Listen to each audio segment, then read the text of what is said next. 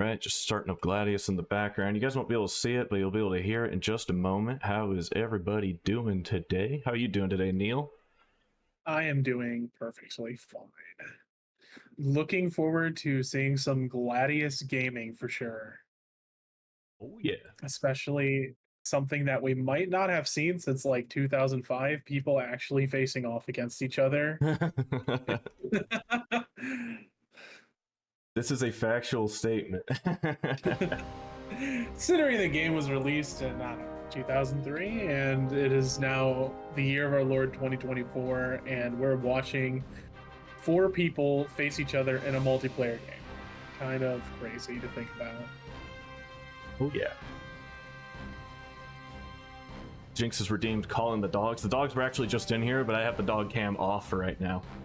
Anyway, in about 10 minutes, I'm gonna be pulling in with some of the contestants, and we are gonna do a quick last Temo set. But for the next 10 minutes, we shall serenade you with the fantastic images we've got up here. As you can see, there's a couple names here. I should probably separate them out a little bit more than they are. But on the left, we've got UncoolBi's team, and on the right, we have Jett Bonez' team. Let me just make her text a little bit. There we go. Now it's a little more together. So these are going to be our first two contestants today. They both set up their teams yesterday. Most people set up their teams yesterday or the day before, so everything is looking pretty good. Above me, we got UncoolBi's team, and above Neil, we got Jett Bonez' team. Neil's got the gut feeling part of the commentating day, color casting as we call it. I got a little bit more of the knowledge and intuition base. We are playing on Ragnarok's mod, latest version. A little bit of tweaks for PvP, but nothing balance changed really. So above me, we've got a it's a pretty normal team. I believe when Courtney was making it, she said she was picking characters that she liked. Pretty female-based team here. There's some synergies in here actually. We got the druid up in the corner up there. We got a few beasts in here, a little bit of synergy going on. The archer to shoot over the beasts right here. We got an undead summoner right here. That's gonna pair out with the undead legionnaire, and oh, she actually doesn't look like she brought in a death knight, but I believe her undead summoner and her druid can actually summon units. When I was looking at their skills lists, she did not set up her cultist to be a summoner. So what are you thinking out of her team here, Neil? It's a pretty good blend of mediums and heavies. I think I only see I like three the light mix. units in there. The lights are going to be really useful because I am sensing many Sam Knights and Minotaurs on the other team, which is going to be a great time.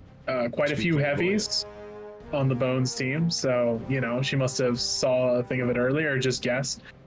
Nope. They were completely blind from each other. Nobody saw anybody else. Interesting thing is both teams have an undead summoner, and both teams are missing either Death Knight or Legionnaire kind of. Yeah, because the Death Knight, the Centurions actually, both teams have a Centurion. This is interesting because in Rags mod, the Centurions will buff any medium unit, not just Legionnaires. They'll buff any medium unit within a 3-tile range, giving them additional damage and I. So the summon from the undead summoner right here, he'll summon an undead Legionnaire, and they'll also get that buff. So they kind of garrison it together. I believe the undead summoner also has Dia de los Muertos, so which will give any undead within 3 tiles also a big damage boost. So maybe she's going to go for a little bit of a synergistic play there. That's fair. That's fair. It really. Would you like to explain for the crowd how these fights are going to work before we get any further? Yeah. So. There'll be a little bit of a coin toss. Well, actually, the coin toss has already been decided by an RNG generator. They will have the opportunity at the beginning of the pick ban, or not, no ban phase. Sorry, I'm getting a little too tournamenty there. First tournament, there's no bans, but it will be the player 1 will pick 1 character, then the other side will pick 2. Player 1 will pick 2. The other side will pick 2. Player 1 will pick 2, and then the last person will get a last pick to kind of capstone it off. So they might already have like a synergy in mind where they're going to go undead summoner, undead legionnaire, or legionnaire centurion, but that leaves them really susceptible to heavy units, which Jett Bonez has a lot of up this side. Jett Bonez has a lot of up here. So you know, it gives you a little bit, you got these synergies in your mind, but you might have to shake it up a little bit depending on what your opponent picks. That could actually throw you off. Another thing to think about is while our Bony Boys are very synergistic, they are also not so great with affinity attacks being pointed at them. Both teams do have a Ursula, who is more than happy. Ursula is actually a disallowed unit due to heroes having too many strong abilities. So, I'll say that would explain it. So both teams kind of weak to magic if they go the undead route. So it may be a bit of a risk to pick them up early, and it may be better to pick some all-rounders for moving. Both teams also kind of stacked with heavies, so is it worth it to risk a light pick early and force them to commit to mediums where your heavies can dominate, or do you kind of here actually both teams actually have a Cyclops, and Cyclops are considered magic units. They deal magic damage, which is also strong against undead, magic and affinity. Total characters in the game, total classes, I want to say there's probably like maybe 30, so they were kind of restricted in that each team got 19 characters. They can have a maximum of 2 of the same unit, and they can have a maximum of 2 units that can summon other units to combat unit spam. We try to cut down a little bit of the cheese strats. But regarding your undead, you know, if they summon a bunch of undead legionnaires, those are a bunch of medium units. These heavy arcane units right here, they are just going to wreck those undead legionnaires. Oh, absolutely. Other things is you were talking about archers and beasts. Archers are not having a great time. They're not eating at all against the skeletons. So correct. If you're locking into fleshless target, super sad. So do you round out a beast druid build with a cyclops to potentially shore up that weakness, or there's enough beasts potentially with the druid to nearly fill out the roster, and you need something to kind of, you know, there's a little bit of like an interesting thing. Archers can actually shoot over the tops of beasts, but Cyclops, their eye cast abilities will actually go through allies as long as the targetable tile is before the ally. So if they can target right in front of themselves and do a cone, they'll actually deal damage to all the enemies through the cone, but not their allies. So you can kind of actually use the Cyclops as a back. Use it as a back tile. So use it as a back line. Heavy back line. Also, things to think about, the scarabs are particularly deadly because if you're going with summoners and you don't properly summon, the burrow is actually quite deadly here if they get on top of the... They also deal magic damage too, so they can get up behind that summoner and just wreck it. Yes. So it does feel like Bias team does have a bit of flexibility here in terms of one of the kind of summoners being druid. Cultist not built out, I think, is a bit of a missed opportunity, but I mean, Cultist had a lot of good things to pick from. So, you know, it feels a little tough. Do we know who the first pick is here? What would let's say UncoolBi will actually be first pick because she was the top of the bracket. So it'll be UncoolBi versus Jett Bonez in the first round, and second round will be Mecha Hippie versus Flinny Foo. So you're UncoolBi. You've seen the sheets maybe at this point. Maybe you poked in on the stream, did the interview, whatever. What do you pick first, knowing what we know now? Well, that is a tough one. Jett Bonez' team is a little heavy on the male unit, so the Amazon is a pretty clean early pick. He doesn't have enough undead to really counter the Amazon fully.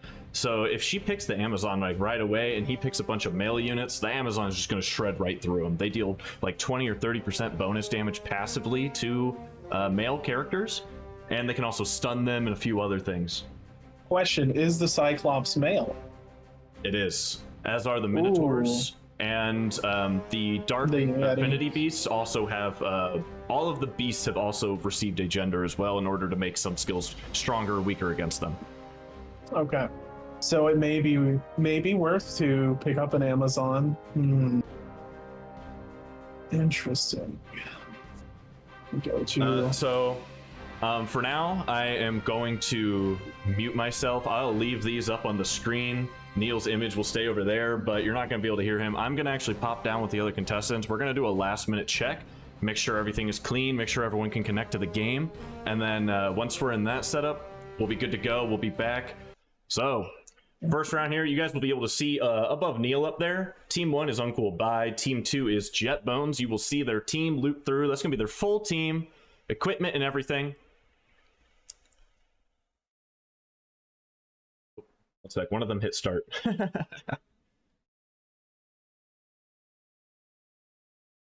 Hey, Arx, thanks for that. Here, actually, let me restart it. I'm actually gonna take control from the start to get you guys into the versus mode. Gotcha. It's all right. All right. You okay, man? Yeah, sorry. They just accidentally started the game without starting the game. Perfect. So Courtney was just loading her save. Hey, thanks for the bits, thanks for the subs. Remember, anything that is donated today will go into the pot for the next tournament.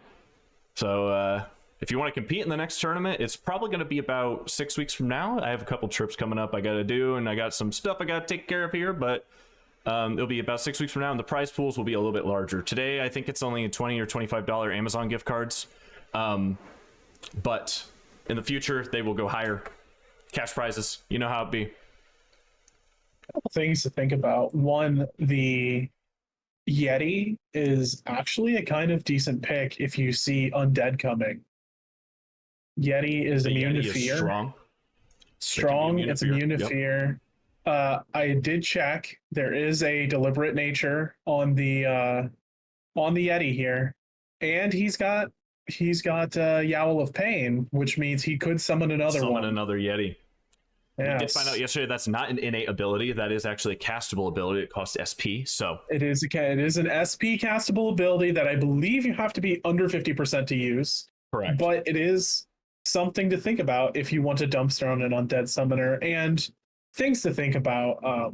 We are speaking a lot on summoners. Summoners are probably the most polarized class around in general because I won't say they summon things for free, but they summon things for it's pretty much free. It's very low cost. So if you're playing without a summoner, if you have something to counter it, great. If not, you really need to be careful about what you're doing. You cannot let them sit in the back and summon for free all game, or you're going to have a miserable time. For those of you who don't know, the skeletal summoner, they summon little dudes, little skeletons, and they are pretty obnoxious. Your summoned units aren't exactly controlled by you. The AI takes care of them. And sometimes they walk up and do nothing. Most of the time they walk up and smack you. Sometimes they do crap like scare attack or any sorts of nasty things to you, such as fearing you, which can make it very hard for you to position. I do not see a teleport on the undead summoner. Oh, that's going to be an interesting play. Which is very interesting, which means diving with things like scarabs is a potential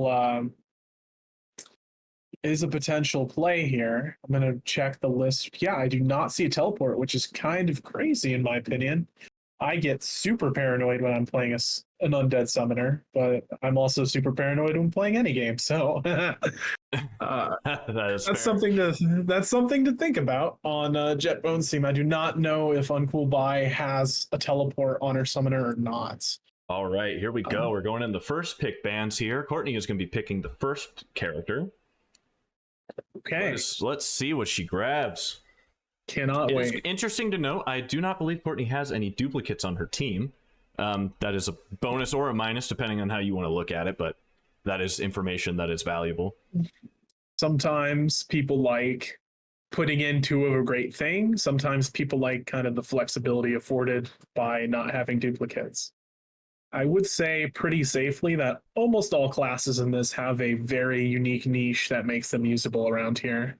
And we have a Sam Knight pick. Okay. UncoolBi here.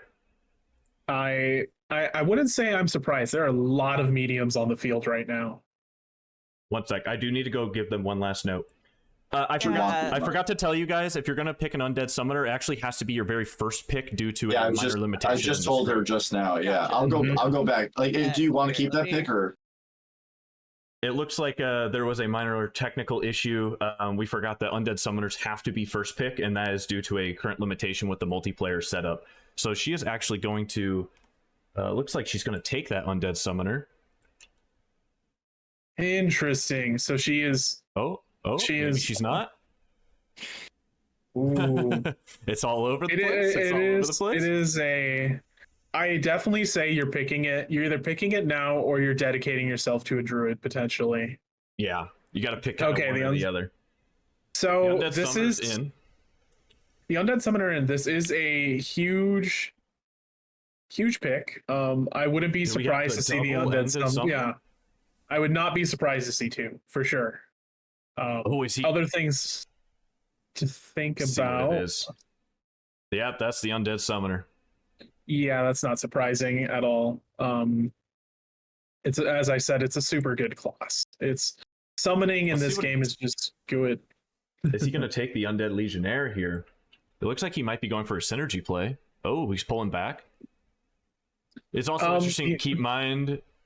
Oh, he's picking the Sakari. So a counter to the Sam Knight looks like, right? You not want the Sam Knight. Early Sam Knight grab. Arcs, that's actually fixable. Nuba found a workaround to it. We just haven't applied it for this patch. That's going to be in V2 of the tournament, which will be the next one in 6 weeks. So she's going to also nab an Undead Legionnaire here for herself.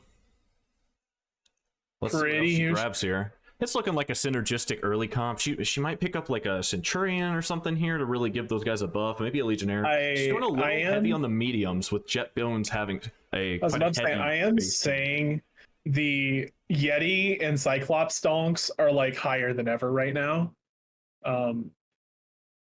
They're having a little bit of trouble figuring out how to pass it back and forth to each other here. It's just the first game jitters. Medium and heavy stonks are through the roof right now for Jett Bonez here.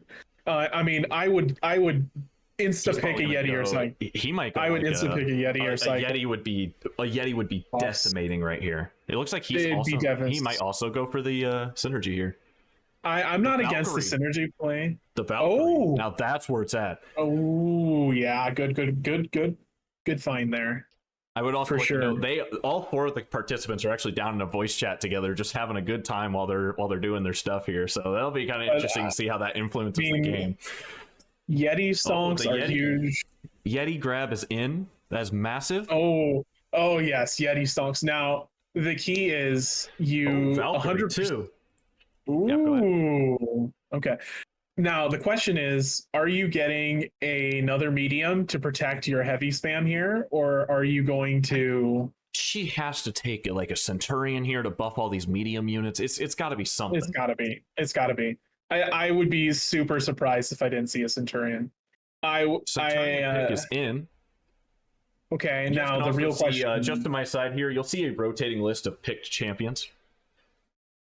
Another thing to think about is how are you going to deal with all these heavies that are running at you?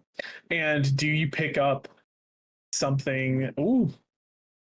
She got a double heavy going on here. So it's interesting. The Sakari does have the ability to jump behind the summoner line, so he can kind of get back there. But the problem is he doesn't have any affinity attacks, and a lot of his damage is actually considered ranged. It's piercing. So there's a little bit of an issue. Yeah, so he can't actually deal too much damage to that summoner.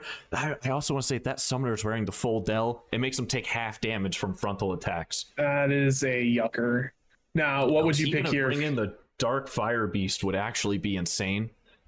Just because it has that teleport move. It's got those affinity attacks. It's got blast, which is arcane. The Dark Fire is a huge, and because it's a blast too. That is such an interesting pick because the Gungnir is gonna struggle hardcore against the skeleton units, and for sure there's only 2 of them on the board for the other team right now, but boy, if he gets in trouble with skelly spam, it's gonna be an issue for sure. Let's see how this placement goes down here. When we get into the game, I will actually. Oh, you guys actually can't hear the Dolphin emulator for some reason. It's not picking up the audio. Capture audio beta. Let me put that back on. For some reason, it's not picking up the audio there. It's fine. You can just listen to our beautiful voices as we're kind of chatting out here. So it's gonna be interesting. They're both gonna put those undead summoners in the back of the bus. They want to keep those guys safe. That's very obvious. If you put your Question. There's also there's a little bit of an interesting thing where the Dia de los Muertos on the Undead Summoner actually has a 3 diamond range. So it's not even 3 square. It has to be like 3 tiles out, and then it's like 2 diagonal. So she has to keep that Undead Summoner pretty close. But does she have teleport on her summoner? That's not surprising. I don't have the skills open. If you want to be the skills guy, all 3 of my monitors are currently taken up by a lot of stuff right now. I got you. I'm gonna take a look. If you have teleport on your summoner and the other one doesn't, that is big. For sure. Yeah, that's good. Getting that summon. So she's got the I didn't see where she just put that Centurion. Did she put that on the back line? Hello, Mr. Noodles. Here is Mr. I do not see her summoner list. Noodles is epic. Interesting. She put her Sam Knight in the back of the bus. Unfortunately, her Sam Knight doesn't have running attack. Sam Knights don't have running attack, but they do have a move called like Impair or something. She didn't end up taking it, but it's a move to attack ability that costs half a turn and decreases the enemy's next turn by 33%, makes it take 33% longer to come around. It's unfortunate she didn't grab that ability. It would have been decimating to another heavy unit. I really would have liked to see the Sam Knight in the front. All right. Simply because they can just run down or run over. Interesting, just double lines of just cooking, just gonna slap into each other. It's gonna be a great time. I cannot wait. We got that dolphin audio in now. Do my own sound effects, yeah. Let's get that fight going. They're gonna start checking each other's gear out. Anything that has a little star right after it, that has a special effect on it. Full Del on those summoner units is just decimating. It's 50% damage reduction if you get hit directly in the face. It makes them into absolute tanks. Let me ask you, would you go for a teleport here, or would you be walking out and saving it? I would be saving him, because if he teleports back those heavies, that Legionnaire with precision attack is just gonna almost one-shot him. There's actually a good chance right here that one of these 2 mediums is gonna get beat up. Yeah, maybe it's not. Well, here's the thing. You can move the Yeti up, and there is a juicy Frost Breath angle right here, because they're all in a line. If he it's Frost Breath or the other one? I want to give you a little note here. This guy, you can see there's no affinity attack on his Yeti. He actually has Heretic and SP Saver. So anything that costs 2 or less SP is now free. Anything that's 5 is 3. He gets a 2 SP reduction on every ability. It's actually massive. But the only problem is he chose a weapon that had to give him Heretic, had lower damage. So he's actually not going to be able to one-shot these people. Oh, that's a yikers. I almost forgot to give him control. Oh, gets the crit, gets the crit. Very well played. Ooh, counterattack comes off. Not bad, not bad. We could see. Ooh. What do you do with the Leia here? It's gonna be tricky. You need to get that. You need to get that, you need to get these medium units moving, because if they just go toe to toe with this Yeti, he's gonna numbing blows in one shot. And numbing blows, it's a mash meter 3. It can be a little tricky for people that aren't used to it, but it's 5 hits of magic damage straight to the face. It is strong. It can one shot mediums. Okay, they're out of the way. She's gonna block herself a little bit here with this movement, unfortunately, and her Sam Knight doesn't have it movement really hands. feels like the Sam Knight needed to swap positions with the medium and the placement here. Yeah, and the other issue is her INI on the Sam Knight is kind of low, so she's gonna make this movement here, and it's gonna take a little bit before the next turn comes around. See, she's got a little bit of a repositioning issue here. Yes, for sure. Ooh, and actually the Goom could be decimating. The Goomnir is actually paying off so hard. The Goomnir is, we just got 5-headed by the Goomnir play here. It's gonna be this guy is decimating. A million miles into the future. Super classic summoner play here is to just hurt yourself and summon a skeleton to clog up the field. I mean, I'm not seeing a combo here. I don't know why you would just summon a skeleton, because I think you're. The interesting thing with the combo here is A, that's a range attack, but B, he's using a Dark Affinity weapon. Skeletons have Dark Affinity resistance, even if the weapon is Dark resistance. Okay, so maybe it was. Maybe it was to get the positioning for. I just don't see it. I would have dumped a skeleton right Summon there. in the back would have been the play. Yeah. I'm kind of interested in that play. Maybe it's going to amount to something in the future, but it just seems weird because when to be fair, when you use Darkness from Life, your turn comes back around immediately. yeah, no, it's not immediately. I think it was nerfed from 0.1 to 0.25, but it is. It's pretty fast. The undead summons have high initiative. Yeah. This is interesting. Now this is it looks like he's going to pull a Sakari around to hit the Sam Knight. Well, the real question is, the medium's actually made its way back to almost cover the flank here, which is not the worst thing in the world. Okay, so we are seeing a Darkness from Life. This is the first step. You see he takes 10 damage. He's probably got well over 100 and gives himself one back. And he's going to be able to summon a full skeleton here, which is going to be the first of many skelly spams. Okay, sorry. I thought it was the Undead Summoner's turn again. I saw this guy has air affinity for some reason. It's really interesting. The Undead can only use dark affinity. Ooh, a petrification for 5 turns. That is sickening. Disgusting.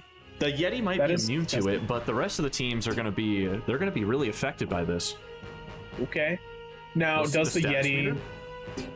Let's see if the Yeti can make this work out. Is that in? Ooh, that's 5 turns of petrification. That shield coming in clutch. You know, you'd think on meterless that shields are kind of useless, but I don't know. For some of these cover area strats I was seeing, we did a tech test. Wow, that roam range, though. We did a tech test last night, and man, were they making use of cover area against each other. Oh my gosh. Good cover. We've gotten 2 cover area attacks already. We have to... Oh, she missed it entirely. That's a hurt. That's a hurt.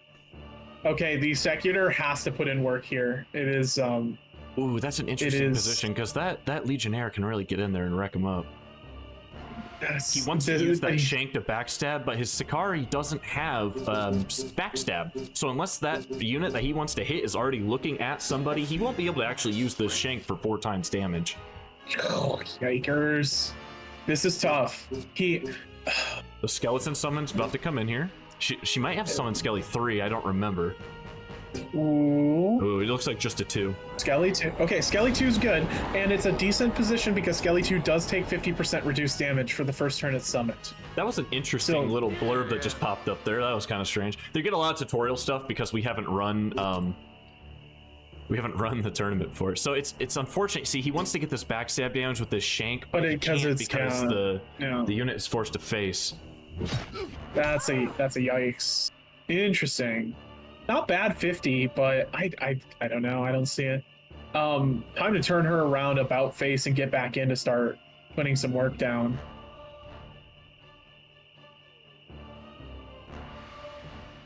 There is a ton of pressure on the, I guess we'll call it the left side of the battlefield.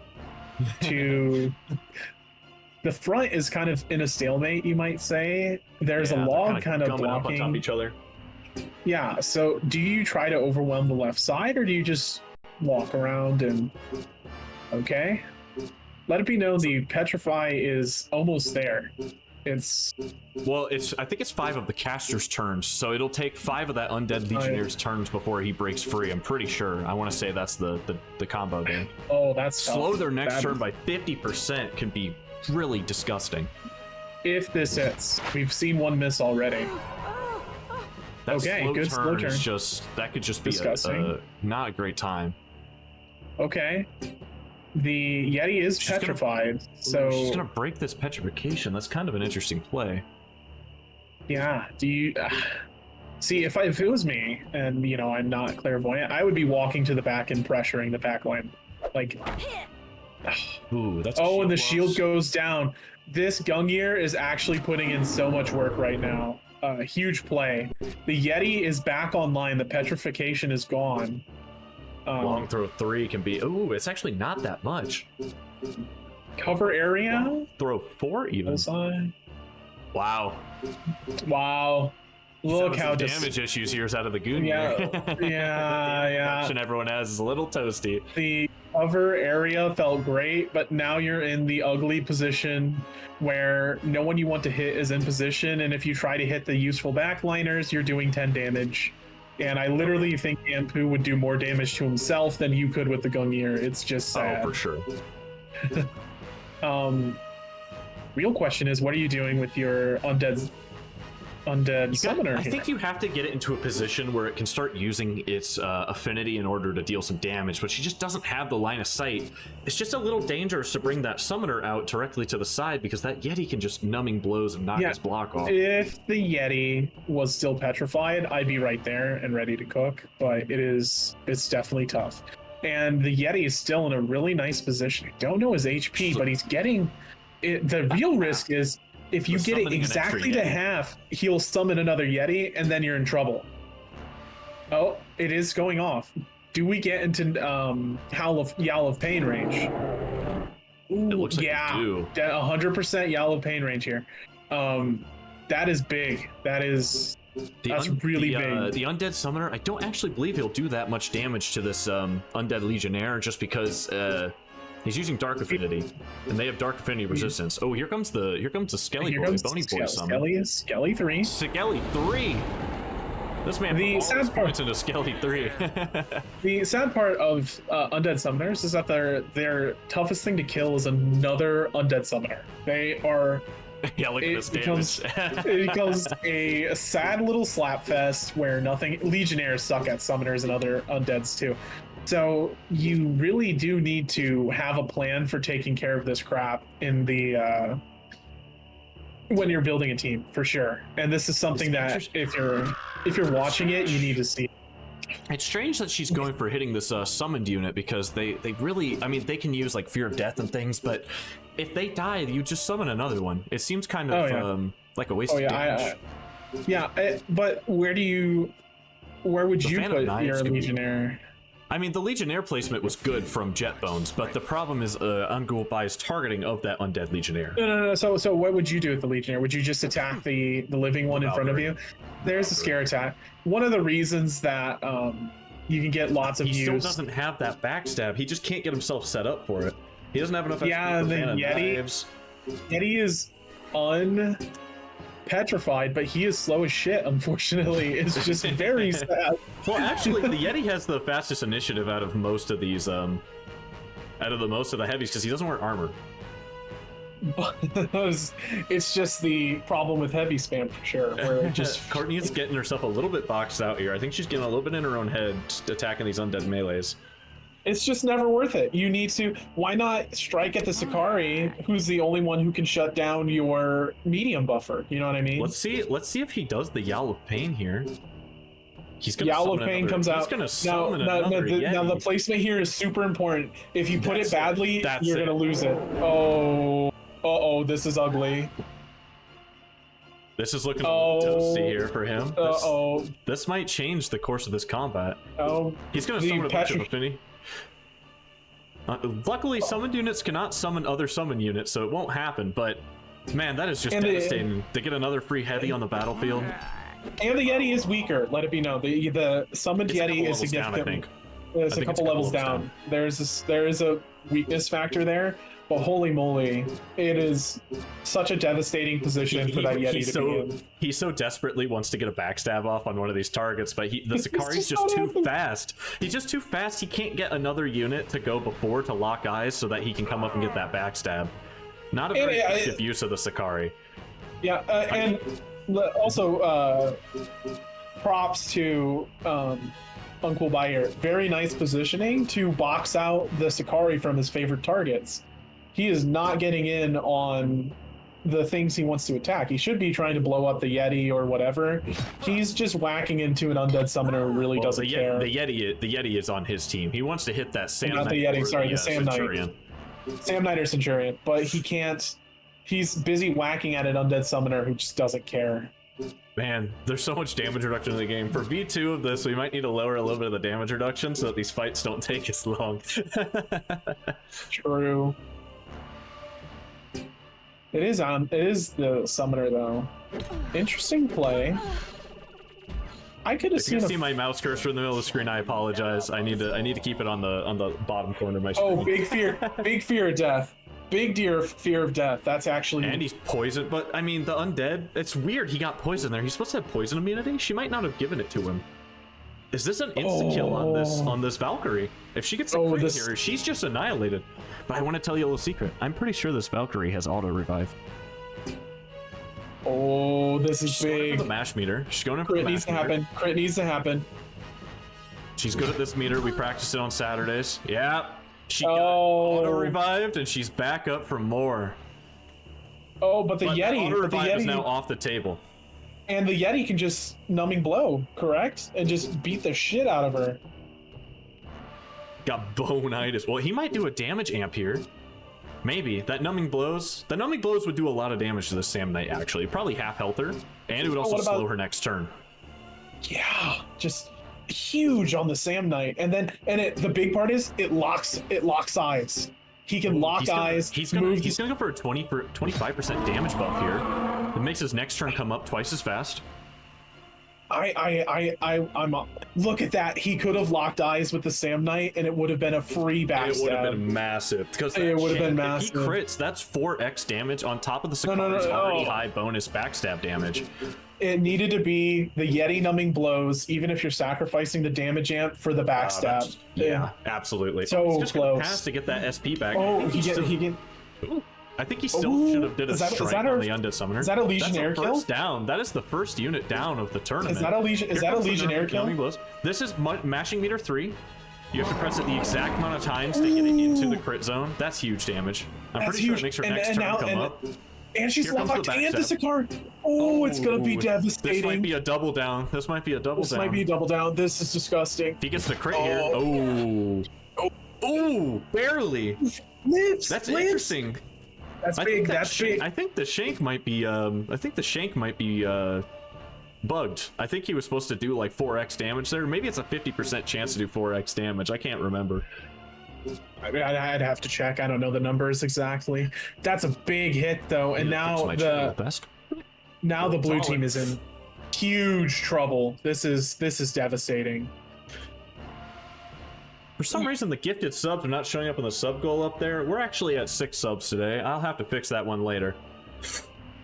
Huge play. Actually, we have 10 subs from the other. We're actually at 16 subs towards our goal right now. I don't know what's wrong with that sub goal tracker up there, y'all. I'm sorry for that. Okay, Dark Affinity attack 2. Huge hit on with the Dark Affinity attacks, it actually deals 20% bonus damage, but you'll take back 10% of the damage that you deal. So it's a little bit of a trade-off. Deep breathing means that the damage is up for the Sakari, which means he is a monster if he gets in on what he needs to. Problem is, once all the skills pulled up on his side list. Well, once you attack this undead melee again here, I'm not sure. I'm just not seeing it. You need by 2 to. summoned units. She's just kind of in a pickle here. It's a huge pickle. It's a huge pickle. And the Yeti play actually works out because of the I&I buff. Yeah, she needs to just get out of there. That summoned Yeti, by the way, has not taken a turn yet. I know. I&I issue. There he goes. Oh, he's in. He's of anger. Oh. Okay, so instead of waiting 10, and that is tough. Let's see if she can do something here. She might be able to like, blind spot would be huge. She will hit the person on either side of her. That's big. That's very big. Damage. Oh my god. That's a blind spot sweep, actually. That's huge. She got it. Oh, gets a crit. Gets a crit. Boom. We might be kill. Boom. The kill. This is and the summoned Yeti goes away. Equal. It's back to equal. It's now huge part is the bodies are still on the ground.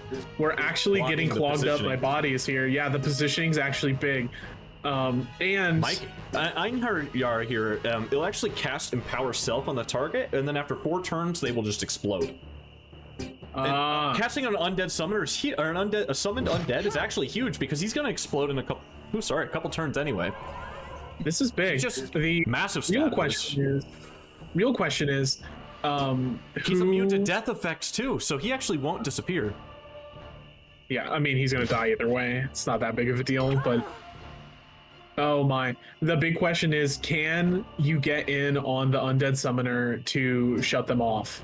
Sorry, there's people trying to whatever side chat is on, there's people trying to type links. I'm pretty sure someone just tried to say best viewers on twitch.tv, and the auto mod just deleted the link. I'm sorry for that, but we had to do that to combat spam bots. So everyone keeps, it's interesting here because they keep looking at these undead melees. They see the damage chart a little bit larger, and they think that's the target, but it just doesn't matter. If those undead melees die, another one just takes their place. And the thing is, the undead melee's favorite activity when facing another undead melee is for both of them to run at each other and slap heads till they die.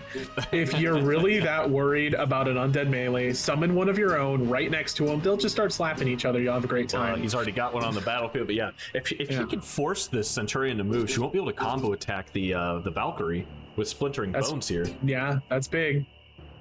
Let's see if it works. Need to get the crit. Nicely done. Does the move happen?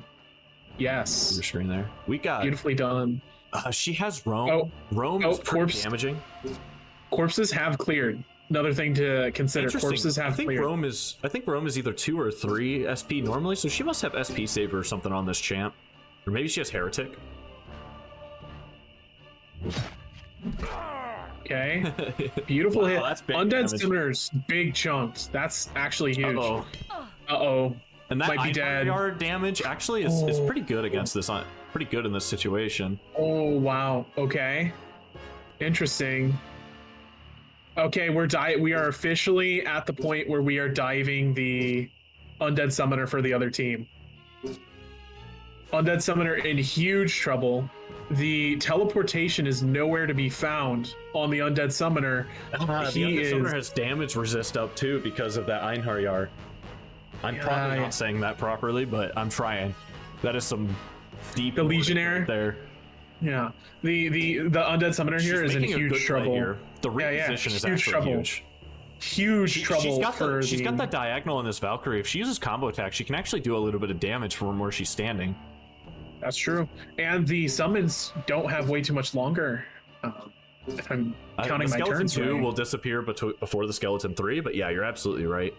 Their turn should be running out. I haven't been keeping too much track on turns here, but there's going to be issues soon. She was looking at the combo damage there. It's actually a lot. I'm not quite sure why she isn't picking right on that. I think it's a combo attack here for sure. Interesting. She's going to reposition. I don't think. No, that's dangerous because the Valkyrie actually has like 1 and 2 tile range, differences. Yeah. Plushy Kitsune in the chat there. For V2, I actually will have it so you guys can do channel point betting on all this stuff. I just didn't set it up this time. Oh boy, she's down without a block here. This is rough. Well, it's interesting because the damage. Oh, if he uses like long throw 2 or long throw 3, like that's a kill if he hits this crit here. It's always a little chance he messes up, but you know how it is. Yikes! That's a down. Okay, the body is still being made use of. It is equal now. They are 3-3 now, but the Sam Knight is actually quite low in health. That's so tragic. The undead melee is not hanging out with the summoner here. The summoner gets a bit of a respite here.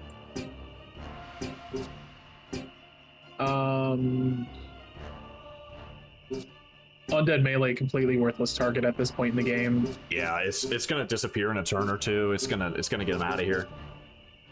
Let's see what happens. I don't know if I buy a Covet Life per se, but I'm not excited. A Splintering Bones. He's down HP. This Covet Life is actually more than just damage. Like, what's he gonna do here? He's gonna do 50 damage. That's a 95 HP swing. That's actually quite large.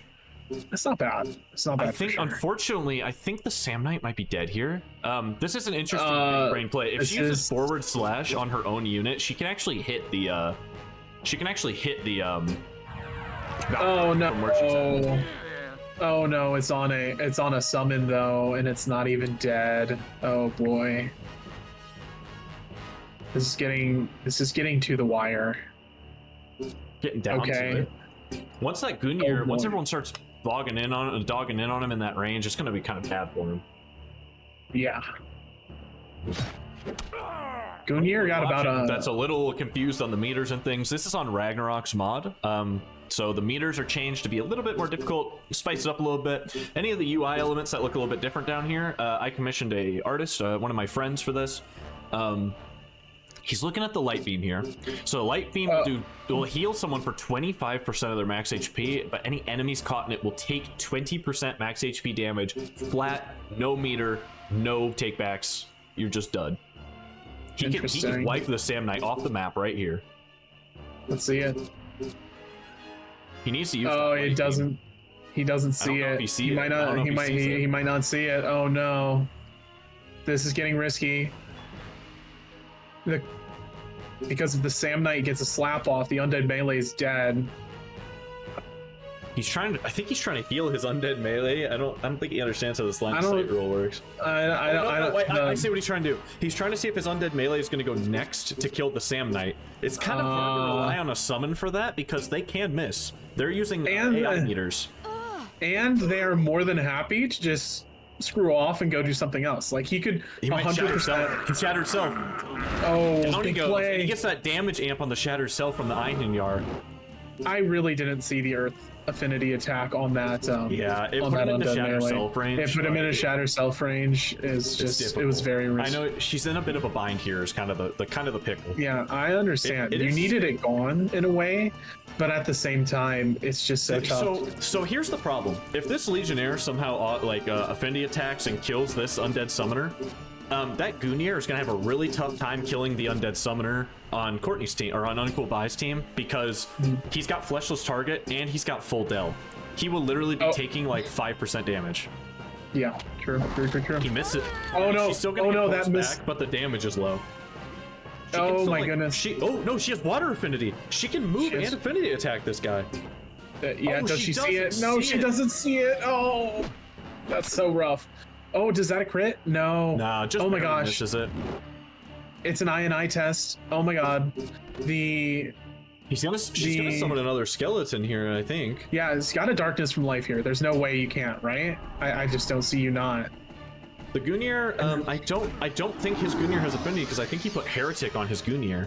He actually just healed for 1 health because he did 10 damage to himself. Okay, where do you put the skeleton to? Are you forcing onto the summoner? No, you have to kill this Valkyrie. There's no other way. Because it's a force onto the summoner. She's gonna get a magic attack off here and probably kill him. Oh, it's a force onto the summoner. No, I almost think it would have been better to skeleton 1. He doesn't have the damage. He doesn't have the damage. He doesn't have it. He doesn't have it. The full del is screwing him over. Oh no. Oh my gosh, what a... She might be able to bring this one home here. If that summoner goes down, it's sealed. It's sealed. It's so Jover. Oh my gosh, that's gonna do nothing. It's gonna be disgusting. Well, actually, if he has Exploding Javelin actually can do something here. I don't know if he has that. Oh, he's looking for he might look for the bullseye on the Legionnaire. Oh, with a crit, it might kill. He needs to get the crit 100%. Oh no! That why come up at the end there. Oh, I like the up and down animation. That was kind of funny. The thing is that the undead is still there to play the game. And he doesn't have any affinity to summon his own. No, he can't, and he's got a darkness. He's got a darkness from life. It is such. Oh my goodness! And the other Ampu and the undead melee go first. It's very risky here. I can't imagine a strike. Oh, he's moving. He's trying to run. The undead melee might actually walk over to the Gungnir and start beating on the Gungnir. If she dark Bendy's here, she might be able to kill this. Does she kill? That's a death. Oh my god, it's a kill! It's instant death. The Gungnir is in so much trouble right now. He has no way to secure a kill. Can he get in up? The undead melee is fast. Move to attack. He's gonna stop his movement with Grave Rock. Oh my god, that's huge. Watch this damage though. That's gonna be so little. Even if he gets a crit, it's gonna be like 5 damage. It's gonna be so bad. Unless he has Exploding Javelin, it's not. He has Exploding Javelin. He doesn't have the SP for it. Oh no! Oh, cover area doesn't do anything either. You just walk. He's gonna try and strike and save up for that Exploding Javelin. Oh, for sure. Look at the pitiful damage. But here's the thing. Does the undead summoner get enough for a covet life to save themselves? Oh! What was that? Oh, that was just the body disappearing. That was my bad. I got a little excited there. That was just the body. Is there a covet life or steal life angle here? She doesn't have enough affinity. Ooh, combo attack. It might be a move to get into strike range. Oh, he died to Grave Rot. He died to grave rot. He died to grave rot. Oh my god, it's so tragic. Neither of them took the poison immunity on their undeads because they wanted to save the 4 JP to get a higher level skill. And the poison on this patch does 10% max HP damage per turn. It's actually a nerf down at this level because everyone has 200 HP. I can't. Normal poison does like 30 damage, but... Oh my god. And she stays to attack. Would the play have been to run away? And just start. No, she's gonna steal. She's gonna steal HP here because she has hunger for life. She's got hunger. It's huge. The exploding javelin's not ready yet. Oh my god. And he's gonna use long throw. He's gonna eat one of his SP. He has to use strike here. That's the only way. It's the only way to win is with a strike and explosive. Oh my goodness. Oh my. He was so close to locking it in. Gets lower every time. Oh no! And I wanna put this out there. Before the tournament started up, when I was helping UncoolBi get her tech test, she was actually afraid she was gonna come in last in this competition. I have a feeling with her team comp, she's playing great today.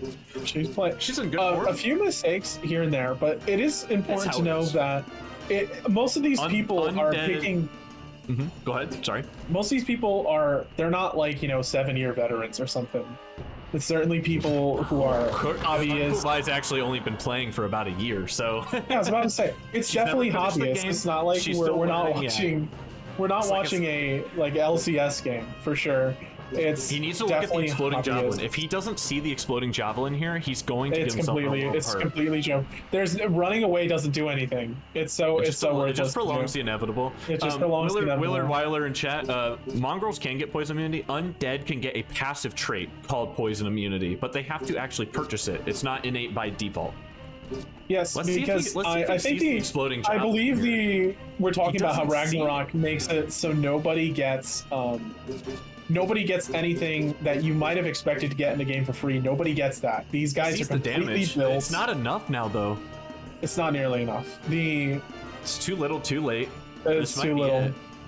He needs a whole other explosive javelin, and that's assuming the summoner doesn't strike back. This is so tough. He's looking for an angle to draw it out for some reason. He's probably trying to look to see if he can kite it out, but he can't because the summoner also has a ranged strike ability. Yeah, and she can only summon a new Legionnaire on when her current one expires. I think he's realizing how futile it is. Yeah, it's so hurt. The losing in the summoner there to the poison was disgusting. She's gonna darkness from life and then just summon a unit right on, or she might just do skeleton one. Wait, she's just gonna kill him. She's literally splintering bones for the kill. Splintering bones for the kill. If she gets the crit here, it's well played. Very well played. Very well played. It's gonna go to UncoolBi. Wow, very well played. An upset that she didn't see coming, but I totally believe she had it there.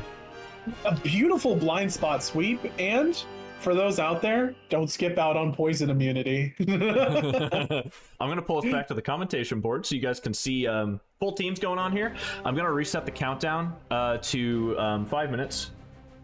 We'll give them a moment to recollect themselves. In 5 minutes, we will get started in the next round. We'll give them a moment to kind of think it over.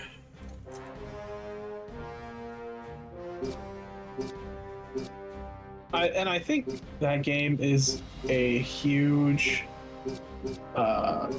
explanation of why you need to be careful about undead summoners. It's just UncoolBi takes it in the first round. It is now 1-0. These are going to be best of threes for these semi-final rounds. Looking at the team comps up here, do you think she runs the same one back now that she's feeling pretty confident in that team right there? Okay. So thinking about this, I think more changes need to be made for Jett Bonez. They're hopping into it a little too quick. Hey, we're gonna take a quick little break here for you guys. Hop directly into the next one. Okay.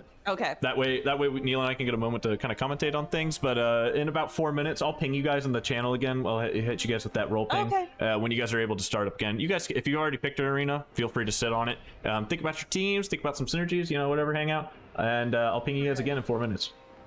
I'll be back in a little bit because I spilled shit all over my desk. You're fine. Okay. Yeah, that's what the intermission's for.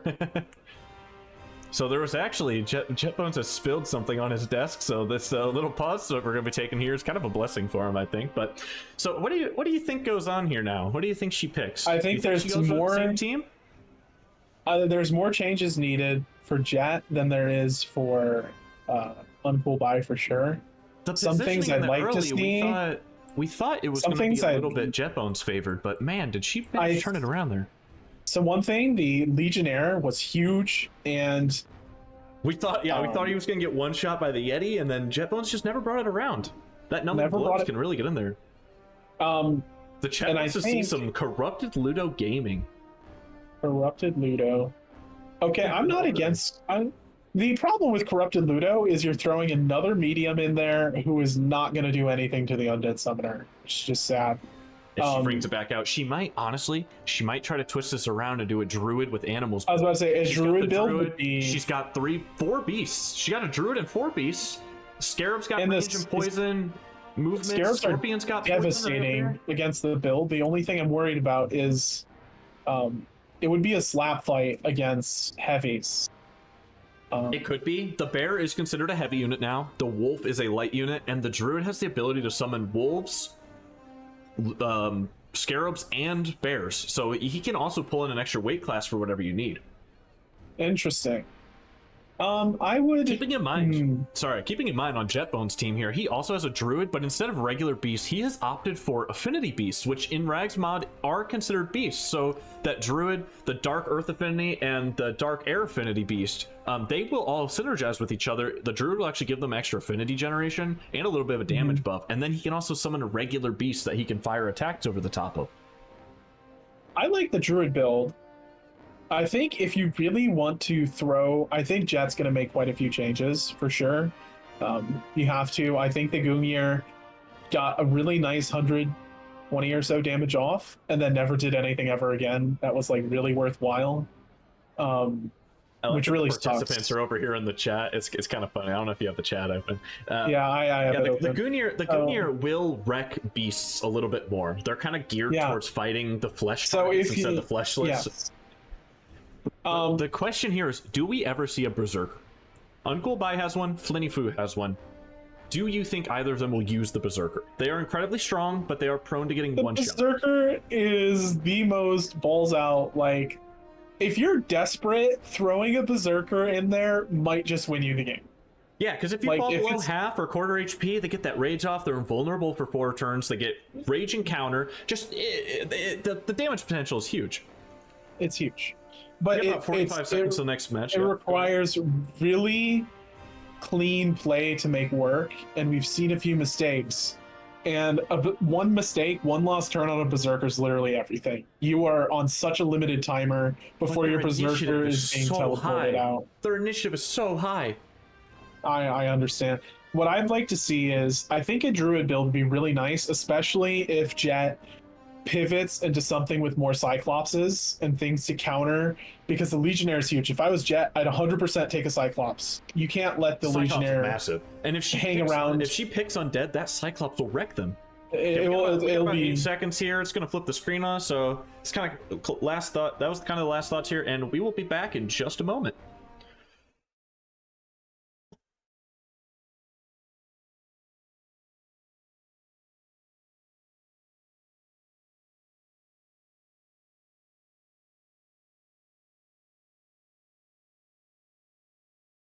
We're here in the pick ban.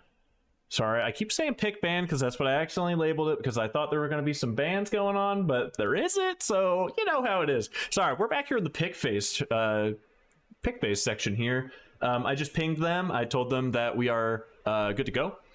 Oh, where did my dolphin just go? I actually minimized the wrong window. How to get over there? There we go. That's what I needed.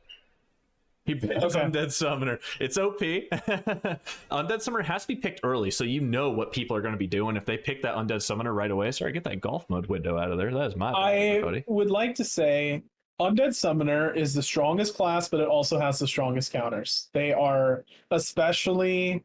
I didn't see a teleport on either of them. They are very helpless if something like a Scarab or a Cyclops were to get to them. And it's almost like a house of cards. If you lose the Undead Summoner, you kind of lose everything. I like to consider the Undead Summoner to be like a queen on a chess game. Let's see what she does here. Absolutely better than everything else. I knew it. She's looking like she's potentially going for this Druid comp. An Undead Summoner is the most likely thing to win you the game. It's also the most likely to lose you the game as well. Beast comp is huge. The thing Beast is, comp? Let's see if it's gonna be the double beast comp diff. if it's He's a beast, looking well, for here's it. the thing. Oh, He's digging. double druid.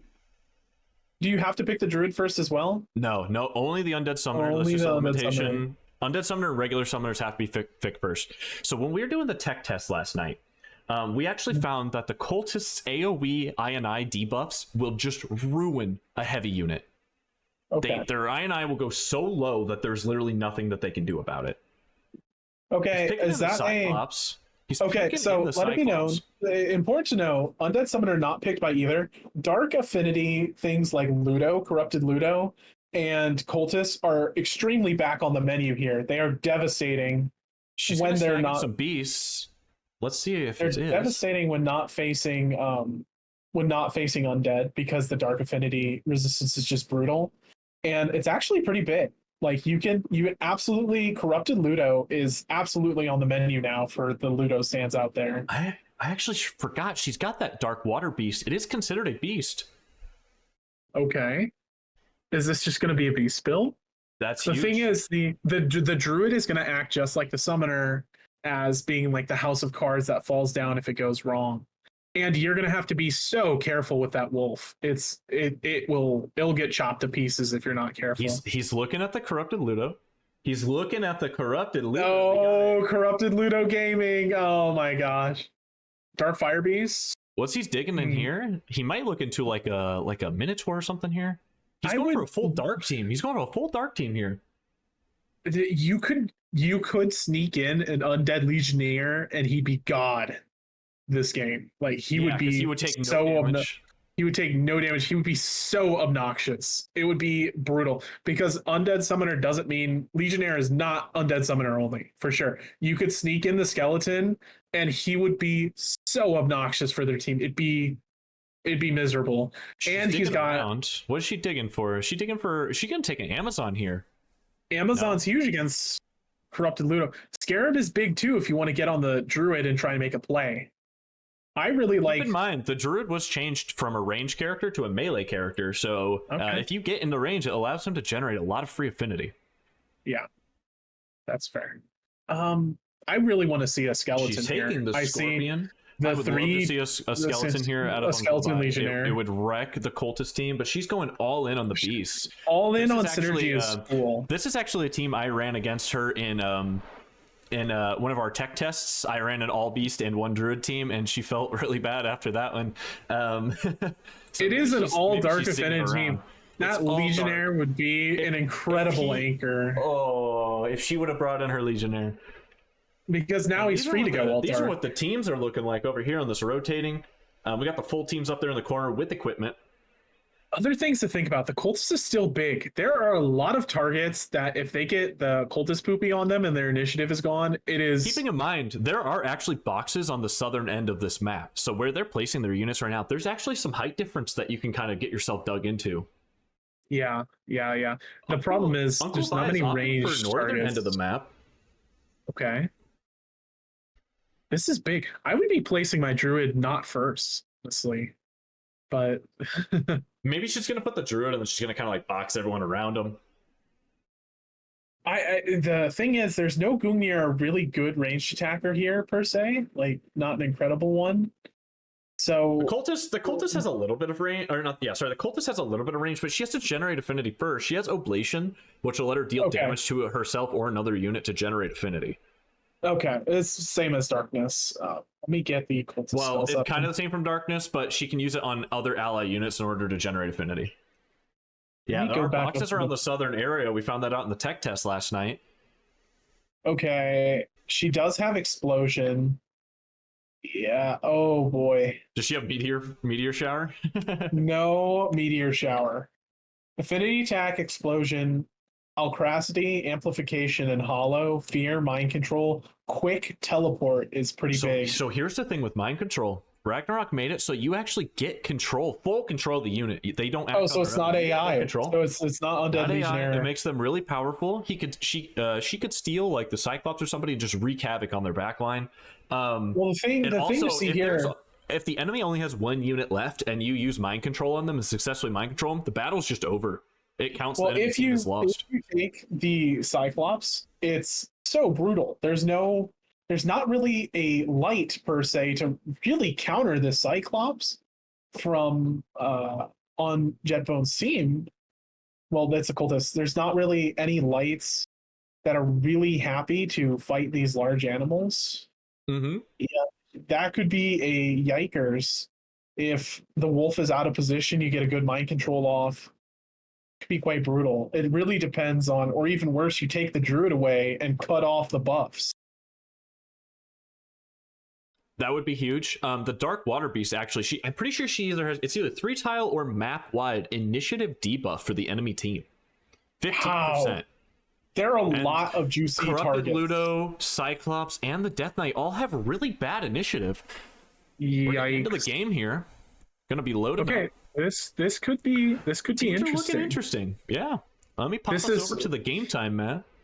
Just blow us up a little bit here. Hey, how's it going, everybody? It is very interesting for sure. In the chat, they said edgelords versus furries.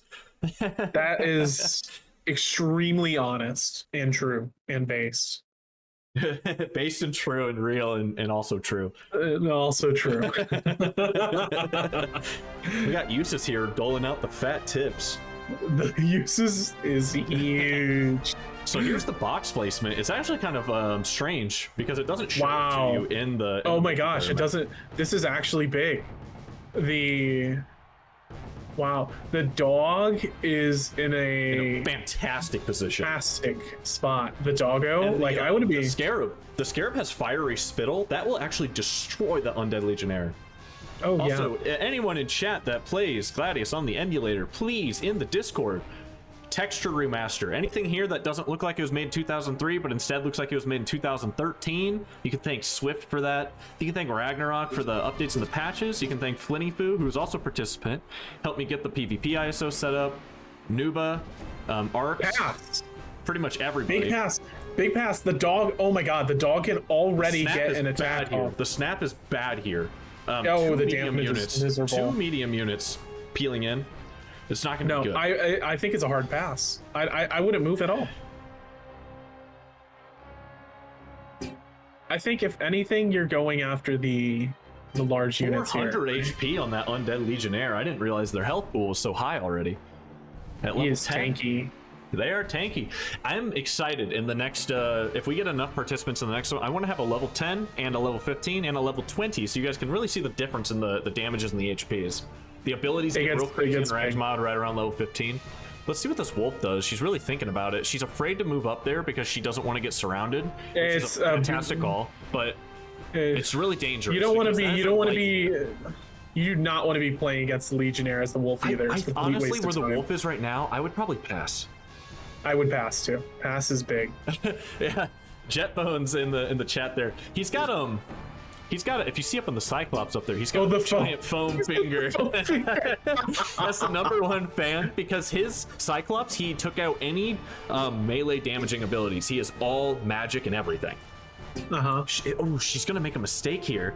No. He doesn't. Oh, he's got high ground, but the thing is, he's gonna be facing Ludo. If the Undead Legionnaire gets in, he can use Scare Attack, force him down onto the lower platform, and then he's toasted, completely toasted. Do we see the really poison? rough.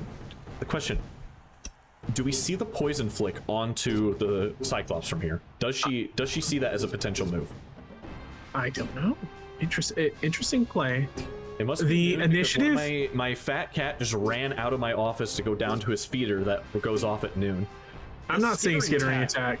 I don't see. Attack gives you so much range, but you just get yourself pinched out here. See, the problem is with the Death Knight has roam. That Death Knight has roam. He's gonna have height advantage and side attack on the Scorpion. Oh, yikes! Play. The Cultist has the full Dell.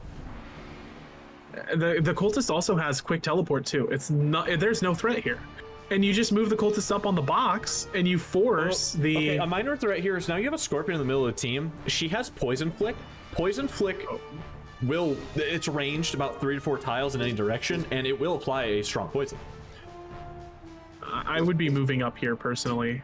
Just get on the top, keep it safe, and then start doing what the cultist is best at, which is just. She's trying to steal the affinity, but the unit only has half. The combo attack will actually generate a good amount of affinity for this cultist and steal that little bit from the. I can see that for sure. She's already in a great position. The problem with the furry build is you are very likely to overextend. All these animals have huge movement abilities. Too much movement, too much initiative. You get yourself into a bind where the druid can't keep up, and now you've got all your beasts outside of your buff range. And now look where this cultist is. The cultist is exactly where she wants to be. Favorite spot, right on top. Yeah, almost impossible. The scarab doesn't have any weight advantage against anybody, so he can get in the middle of their team. If she got gas cloud, she could get in the middle of their team, use gas cloud, it'll petrify, poison, and just get everyone stuck where they're at. It's the gas cloud. Tunnel would be huge. If she tunnels right next to that cultist, she'll actually knock her off the box. That's big. Does she see it? It looks like she's looking at it. It's gonna knock the Cyclops off his box too. She's thinking about it. It's gonna knock the Scorpion back a tile, but that's okay. That's okay. Okay.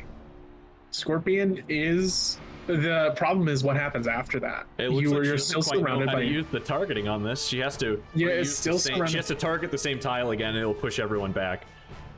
The problem is what happens after that. Well, you get the cultist off. The cultist doesn't have an initiative buff yet, so she's actually kind of stuck on the low ground now. More damage onto her own. More damage onto the friendly Scorpion than either of the two. I mean, she did 56 damage to the enemy, but she did 46 to her own. He could petrify the Scorpion and the Scarab here, and then the Death Knight could just come in and just kill somebody. They're just gone. Yeah. They'll just get knocked and the out. Undead Legionnaire is in a perfect spot to do another petrify. Well, you can't back-to-back spam petrify, but the Death Knight could use. Oh, it's actually a fear, even though it said. Oh, he changed it. The Death Knight could use roam, get up on that height advantage, and then backstab Scarab. Scorpion is it? Oh my gosh, he is spamming initiative lowers. Grave Laughter plus the slow here is. Not gonna be great. It looks like UncoolBi might be not taking any turns for a little bit here. Yeah, and the druid's kind of. Oh, and it's a forced retreat. He's now on high ground. That's not bad. Oh, okay. Ludo might come in and wallywop that wolf though. That wolf is in so much trouble. He's off the highest ground. This is big. The roam is going to be devastating. The druid wants to deal a little bit of damage here so that he can generate enough affinity to summon a bear. I'm almost guaranteeing that's what she's looking for here. But the problem is that he doesn't have any ranged attacks when he's moving. So she's gonna miss position maybe. These boxes were really detrimental for her. She probably should have stayed on the north end of the map. I think you need to force them to walk into you. You have plenty of decent ranged attacks with the furry build. Sitting back, flicking poison, shooting imagine, imagine if Bones had to come up the boxes on the left, you tunnel, and you just kick them all off. It would have been devastating. Yeah. But it's one of the risks. It's actually interesting. Sorry, go ahead. One of the risks of the furry build is you overextend yourself early. You have so much free movement, especially after playing this slog of a undead game where everyone's clogged up and can't move, and it's sad. Do we see the wolf? Do we see the roam here? Do we see the roam into wolf one shot? I was talking Ludo about. doesn't have roam. He doesn't have roam. Okay. He has upper hand, which I don't think can hit beasts. Let's see if he sees it. He can move up onto that box next to him, maybe. Well, that's actually 3 tiles of movement. Ludo might not be able to do that. Oh, the damage here is bad. Okay. It's a little bit better. The upper hand does a little bit. Oh, he's got he has SP saver on this Ludo. That gives him 25% less initiative, but it gives him 1 SP reduction on all ability costs. He's getting up on the top. The wolf might actually get another turn for that reposition goes off. Keep in mind the Dark Water Beast here does have teleport for a reposition, and is also a light unit. Has backstabbing. Okay. So it's a light. The Dark Water's light. That's actually pretty big. That's pretty big because you could. She doesn't use the teleport here. Oh, does the roam? Does it go? It lets him get over, but that is a light unit. Oh, those light units are taking no damage from him. Only lights. Oh my god.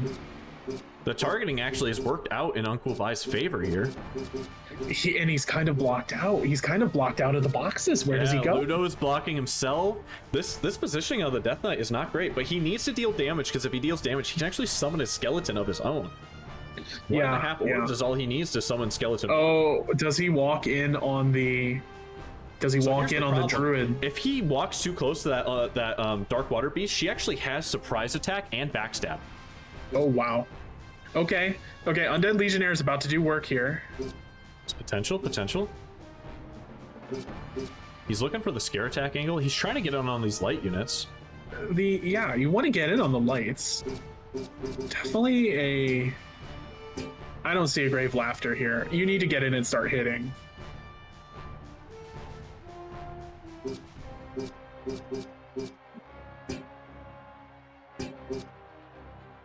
The Scorpion's already feared. I think you just walk in and start beating on him. Scare attack for a retreat. Beautiful crit. Wow, look at that damage. And he's moved. That poor the Scorpion is poison immune. Does she get the surprise attack here? Does she have the surprise attack here? Because the surprise attack will let her move up one tile and get a side stab. That's big. Let's see if she finds it. Maybe she didn't take it. I'm going to the list right now. It's Dark Water Beast. Oh no, she does have surprise. It says she has it. Well, she needs to cycle through her movement abilities to find that surprise attack, get him on the side stab. She's got it. Does she see it? She doesn't see it. Oh, she remembers her abilities. Oh no. She's getting in position for the claw attack on her next turn though. That'll actually inflict bleeding that does about 50 damage per turn at the start of the afflicted unit's turn. And the cultist gets a turn off here. Oh boy. She's gonna steal all of this unit's affinity. Yeah. Oh. They take 35% more damage. Oh, amplifying curse, and the druid gets caught as a side hustle. This is big. This is really looking bad for UncoolBi here. This dark team is actually coming in pretty clutch. And the Cyclops is kind of just gaming. What do you think if she manages to, if Jett Bonez pulls off a win here, which it was looking pretty likely, do you think she pulls either one of her comps she's already played out, or do you think she goes with her third comp that she's got, which is more of a hodgepodge of units? Do you think she does her first team that she did, or does she I really think an Amazon could do a lot of work here. And I think Amazon would be huge here because everyone but the cultist is a male. And I think you can go a druid, some animals. Does she run with the snap over to the Death Knight and take him out? It's looking like she's gonna accidentally split her damage. She's gonna go. She needs to consolidate all of her damage down onto one unit and start action economy. It is, yes, the classic D&D-ism. It's better to kill one person at a time and take them out of the fight than to spread damage over many. Look at the nip. It's not doing nearly enough. If she ran over to that Death Knight and you snap, and she hits the wrong button. Oh, wrong button. Oh no. If she would have ran over to that Death Knight and you snap, she actually would have triggered the Dark Water Beast to do an extra attack as well, which could have made a little bit of a difference. Oh, is the druid just gonna oblige him here? If he has if this druid has rooting strike, can't reach it. Tempest on that Cyclops in the background. The damage is gonna be so split here. This might get ugly. More gifted subs in the chat. How many was that? 5. Oh no, a miss. Oh, the counter attack. But it's an HP down. It's an HP down. That takes us up to 21 subs for the week. I know my sub tracker. I don't know why it's doing that. We're up to 21 subs for the week. So do you send Corrupted Ludo in to bail out your heavy, or do you just kill the Scorpion? Or do you just murder the Scorpion? Okay. As I was saying, it's got to be an action economy game. That fear's gonna end soon. And once that fear ends, you get poison flicked. You're getting skittering attack. Just walk in. And I think it's almost time for the Undead Legionnaire to walk in and finish this off. Wow. He's not. Damage on the crit with that. Just a knockdown. Let's see what Jett Bonez does here. Oh my god, he can get a huge attack off. Huge combo attack onto the. I don't think a wide swing's worth it. The damage you're gonna do. Can't do it. He was trying to see if he could hit both of them. It's not worth. It's not even worth it. If he roamed, he actually could have roamed behind this druid. He misses on the combo. Miss. Oh, the pressure's starting to mount right here. We're starting to see some And execution this mistakes. is why when people said that the metered tournaments wouldn't be fun because everyone's just going to crit every time, there is that window. You think you've got it every time, but there's that 5% chance it really just it gets on you. Curse of the Hollow isn't it? I wonder if It's not another because damage that amp. Death Knight can summon an undead legionnaire, and he's taking that away from himself. Yeah, I don't see it. If anything, an The amp Scarab would be gets a turn here. He has not taken any damage, by the way. Wow, disgusting. And he's look gonna how get much affinity. Look how much affinity he generated. From, Oh my! Oh, if she hits that undead legionnaire, that would probably almost kill him. That's height Does she advantage see back it? attack. Does she see it? No. Oh no! She wants that cultist down. I understand that, but now the Legionnaire is going to walk up and murder your Scorpion. Keep in and we're gonna mind, get a first round. the crowd meters were actually changed. It's harder to push the crowd meter up now, but if you do No. get each breakpoint gives you more and more buffs now. So instead of just giving you +5 initiative, the first initiative. Oh, one the actually will Scorpion give you is 25% the Scorpion's looking initiative. dead here. The Scorpion is looking dead here. I think we're gonna see we can see a first death if the Undead Legionnaire goes for the Scorpion. There was a team that had a satyr. Oh, that's epic. Yeah, there are crowd meters on the side for Kalfa. It'll be on the side whenever Oh. somebody deals damage. You'll see it pop up. Oh, he sees it. He sees the Scorpion kill. Does he get the crit? No. It doesn't matter. I think it doesn't matter. I think it's still dead. First blood to Jett Does she Bonez. see? Does she see the surprise attack this time? Is it- The it surprise needs- attack it would needs- probably do like a quarter or maybe more of this guy's health, or maybe It Claw. needs to happen. Claw It needs to would put happen. on a Scratch would put on a bleed here. That bleed will actually be huge. She's alternating. Let's see if she does it properly. Perfectly done. 145 big damage. Got my dad in bleed's the on. chat, or maybe not the chat, but he was watching for a moment there. Dark Explosion is He's gonna hurt his interesting, own unit here. but he's gonna Oh, he hurt his won't. own He's unit. got the dark affinity, so he actually won't deal damage to his own unit. We found out in the tech Oh. test yesterday, Sleet is dangerous. That spam freeze over and over and over again is really just so bad for your team. The quick Yeah. TP. I like that play, but the thing is, the Scarab's gonna TP. The Scarab's just gonna tunnel after you. These So you need crowd to be- meters are both at initiative increase. That is a 25% initiative increase for both teams. It's more beneficial for the Beast team. But the Beast team is looking a little out of position here because the Cultist keeps stealing the Druid's affinity. If Yeah, she the would have Druid used hasn't that been able to affinity do attack anything. on the Undead Legionnaire and really pulled in on it, I think she could have actually killed 1 or 2 units already. And the Cyclops is suffering here because he doesn't have multiple targets. The foam finger is starting to feel a little crappy. He's also heavy versus light on this wolf, and he doesn't want it. He He moves. needs to go for this Scarab.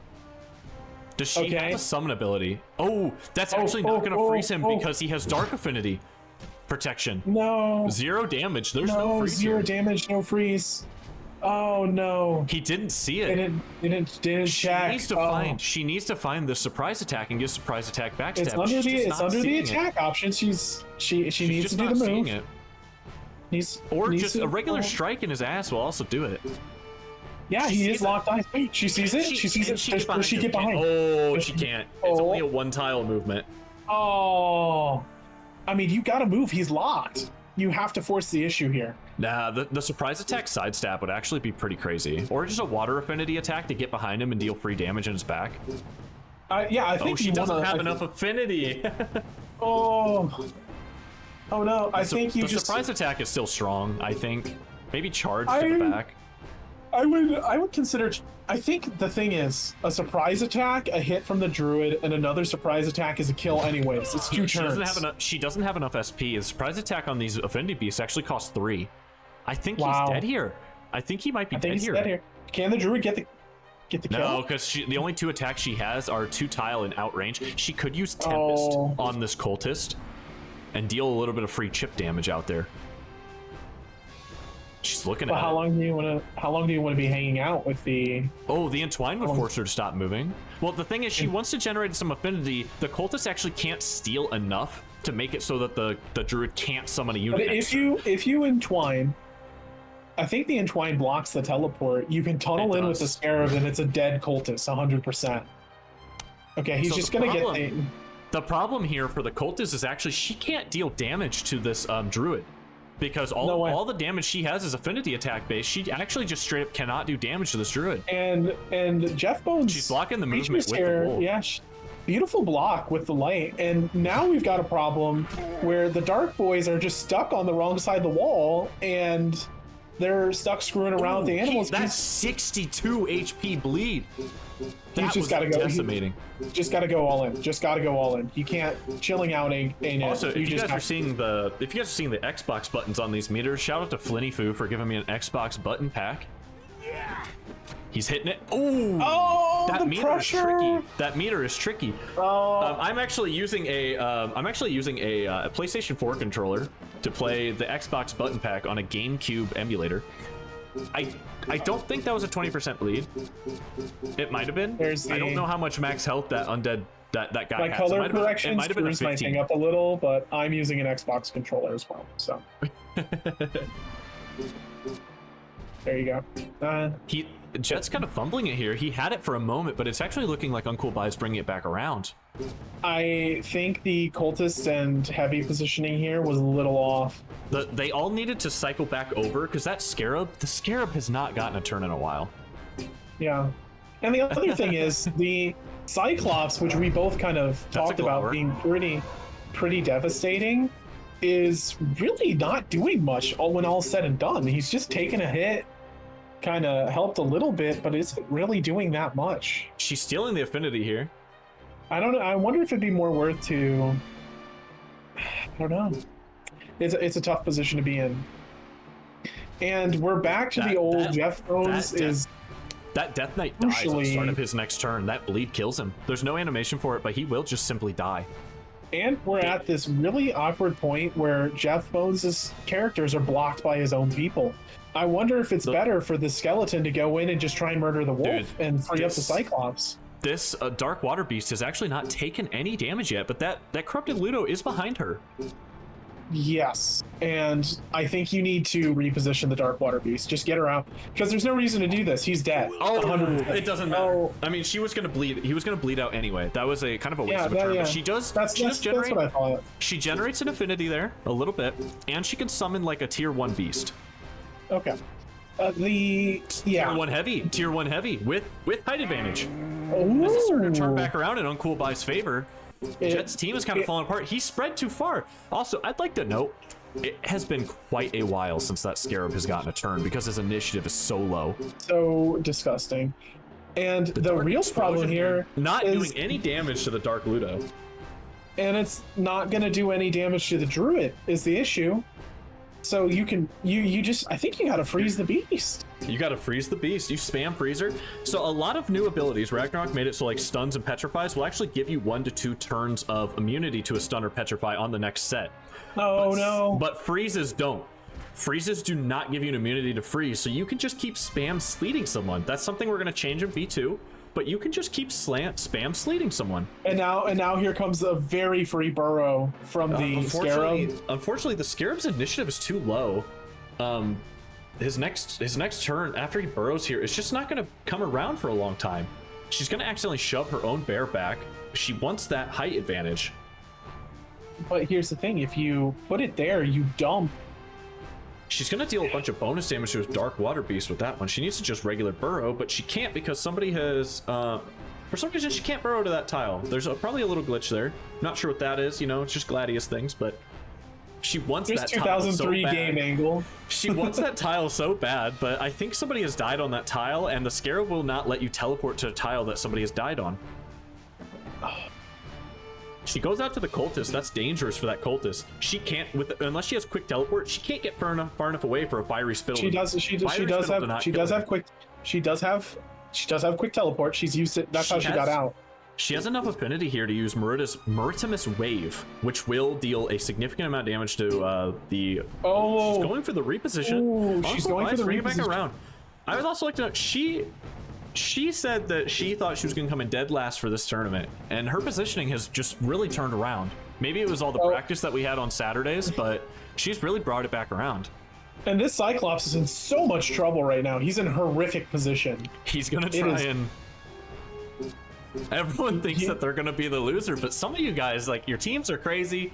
Mecha Hippie put a lot of time into making some synergies. Flinny's team is looking pretty spicy. Okay, this penetrating spare crit is so important. That's a Petrify. That's a good Petrify. Can he? And now the the Druid's gonna go down. That's gonna break that bear before he even gets a turn. The Druid's down. The Druid's down. Oh no! Oh, what a crit! Oh, it's gone. It's gone. Laid out. Laid out. Laid out. This is. It's kind of back to even. This is two lights. This is two lights with two mediums. It's looking like it might get turned around back here. And the undead Legionnaire stonks are higher than ever. The undead Legionnaire is about to be so disgusting. And the Grave Rot hits. The cultist dies with a fiery spittle or a gas cloud. Does she have it? I can check. She's got Mandible Swipe. It's decent damage, not enough though. Does she have the fiery spittle? There is no fiery spittle. That is there is. Oh, crippling blow will also kill if you want to spend a little bit extra SP on it, just to guarantee. And to give yourself some affinity wouldn't be bad, because you're gonna need affinity to break the undead Legionnaire as well. She's not finding her own fiery spittle. I think she's not cycling through her abilities enough. Crippling blow, keep going. I mean, you do have 19 characters. It's hard to it is hard to remember hard to everything find. you have. And the weird part is not everything is on the button you'd expect. Some of it's on the movement. It should be under special or movement. She gets it. Beautiful kill. The knocking down the cultist takes a lot of the obnoxiousness out of this team. The wolf gets to go. The wolf gets to go. If he tears throat on this Cyclops, it could spell danger for him. I think a snap to hit him in the back would actually probably be a little bit stronger. Just so is he staring? Is he staring? Nah, he can't be staring because she's petrified. Oh. Lucas Call 2 is a massive heal, by the way. It's like 50%, 40%, sorry. It's a 40% heal. But the thing is, it's only a self-heal and he's poisoned. It's not saving him. It will heal the Dark Water Beast, but she's only taken like 10% of her health. She's taken so little. I would be more of just trying to murder the Cyclops here, but it does buy a turn for the Dark Water Beast. It won't. Yes, for the Dark Water Beast, yes. He's probably gonna use combo attack 1 here and just knock the block off. He's scared attack. He's scared attack. That's a whiff. That's a whiff. And it's not a crit. Oh, it doesn't kill him. I don't know if he dies to the poison here. And now the Cyclops is going to do piss damage. He can't kill him. Yeah, the Cyclops is going to do piss damage. Oh, he almost made a huge mistake there and broke the Petrify. That would have been really debilitating for him. He's desperately looking for damage, but he didn't give the Cyclops any of his free melee. Ooh, he found dispersion. He found dispersion. The dispersion beam. It's got to be the dispersion. That's just a straight kill. Uses the rest of your SP, but man, that is some devastating. That is a clean kill. This is turned back around in Jett Bonez's favor. Oh yeah, we might be seeing a match 3 here. I see. Wow, good hit. Wow, 106. Scarab's back. A lot less favorable for UncoolBi here. Yeah, she's in so much trouble, and this Scarab's just never going up into the boxes. Yeah, his initiative is still so low. She can burrow up onto that box that she couldn't get up onto before. That's a huge reposition right there. But the thing is, the type matchups are kind of crap now. The Scarab is going to have so much trouble against the Cyclops. The one light. Wow. He woke up and decided to eat his Wheaties. She's looking for damage, but I don't think if she uses the Fire Affinity on that Undead Legionnaire, it might kill him. She's not seeing that at its range. She's not seeing that's range. She's not seeing the range on it. Molten Eruption is not it. You need to get a fire attack on the Legionnaire. She's not seeing it. She's focusing too hard. Oh no! This Corrupted Ludo. Corrupted Ludo's cool, but he just isn't the guy. He's so out of position right now. He is so out of position. Look at the damage. Reduce the initiative. I can see that. Oh, he's gonna reposition. Uh-oh. She needs to find the fiery. Oh wait, what? She needs to find the fiery spittle on the undead Lego here. If he gets a scare, does he have a snuff for a scare attack? He can shove her right off the boxes. Nope. 2 tiles for scare attack. Oof. He wants to get over there to poison the Scarab. Oh, 100%. 100%. She needs to find her fiery spittle, because that's a magic damage attack that'll actually do big damage to this undead legionnaire. Oh, Grave Rot 2. Is that the poison? Yep. That's a yikers. He doesn't know what to do. He can't deal enough damage because she's up on top of that box. The knockback can actually knock her off of that box, I'm pretty sure, because it's a ranged attack. He wants to keep the Cyclops alive so he can AoE CC a little bit more, but the abilities are so expensive. Without Heretic or SP Saver, the Cyclops is kind of difficult to use. Scarabs can be immune to poison if you take the poison immunity trait. We saw on the last game that they didn't do that on their undead. So the only thing that has been poison immune this game is the Scorpion. And everybody knocks poison immunity until they're poisoned and they're losing 60 HP a turn. They're taking 10% of their health. Yep, it hurts. He's gonna go for he might go for the upper hand here to knock the Scarab down. Nope, he's gonna keep going. Does she see the fiery spittle? Does she find it? I think in that kit. I think there it is. There it is. Big damage. Not even. Oh, you might be right, Willard Weiler. They might be bleed immune. I think it's a skill you can take to become poison immune, though. The gas cloud is a petrify. 60%, unfortunately, but it is a petrify. I think you have to go for the cloud. I think it's unwinnable without getting the petrify here. I just can't see it because the Scorpion, the Scarab's I is so crap anyways that skeleton's just out for a while. Does she get the crit? Petrify. Okay. And she's freed unless he uses Glower, which he's digging for it. He's digging for Glower. Does he get it off? Execution's big here. Barely. That's really unfortunate. Yeah, that fear, that about wraps it up. I just don't see it. Because now Corrupted Ludo's just gonna beat the crap out of her. Maybe. The height advantage is bad. It's only a 2. Oh, what was that? No. No. Slash! Slash. I saw it coming. Oh, he overshot. Oh, no. Oh, he overshot. The miss! The miss! The miss! Oh, no! Dude, her turns come around so fast because she's passing. She's free on her next turn.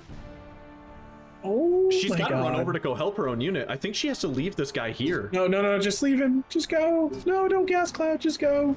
Get out of there. Save your... Get behind the Ludo, maybe. Yeah. But you gotta... Yeah, because if you can lock eyes with the Ludo, get a sneak attack on his back, thanks to the Scarab turning him around, you are in a great position. Does she see it? You need to lock the Ludo into the Scarab, get a surprise attack off. She's doing the side for some reason and not the back. It's always the back. Side is 1.5x damage. The back is 2.0 damage, unless you have Backstabber, in which it becomes 3.0. Have to get a surprise off. She needs to use Scratch. No, she needs to use Scratch, because it'll apply a heavy bleed to the Dark Ludo, and he will bleed for like 60 health per turn. That you're absolutely she's gonna see it. I don't know if she's gonna see it. The surprise at the front is worthless. You need to Scratch. You're absolutely right. It's got to be the Scratch. She's not seeing it.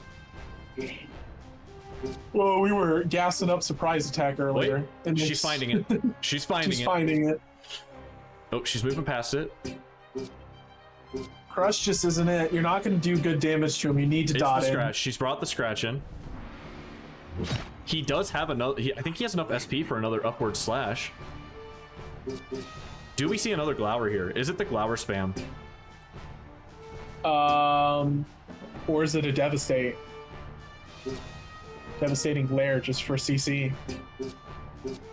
Oh, petrifying her again would be brutal. He's desperately looking. I think he has effect range up on his Cyclops, but for some reason it's not reaching that one tile out like it's supposed to. He passes. He can get a backstab here. He can get a backstab. Sorry, UncoolBi can get a backstab here with a... move to attack with the Scarab. No, she needs to get behind him. She's not looking at the reposition. She's not looking at the reposition.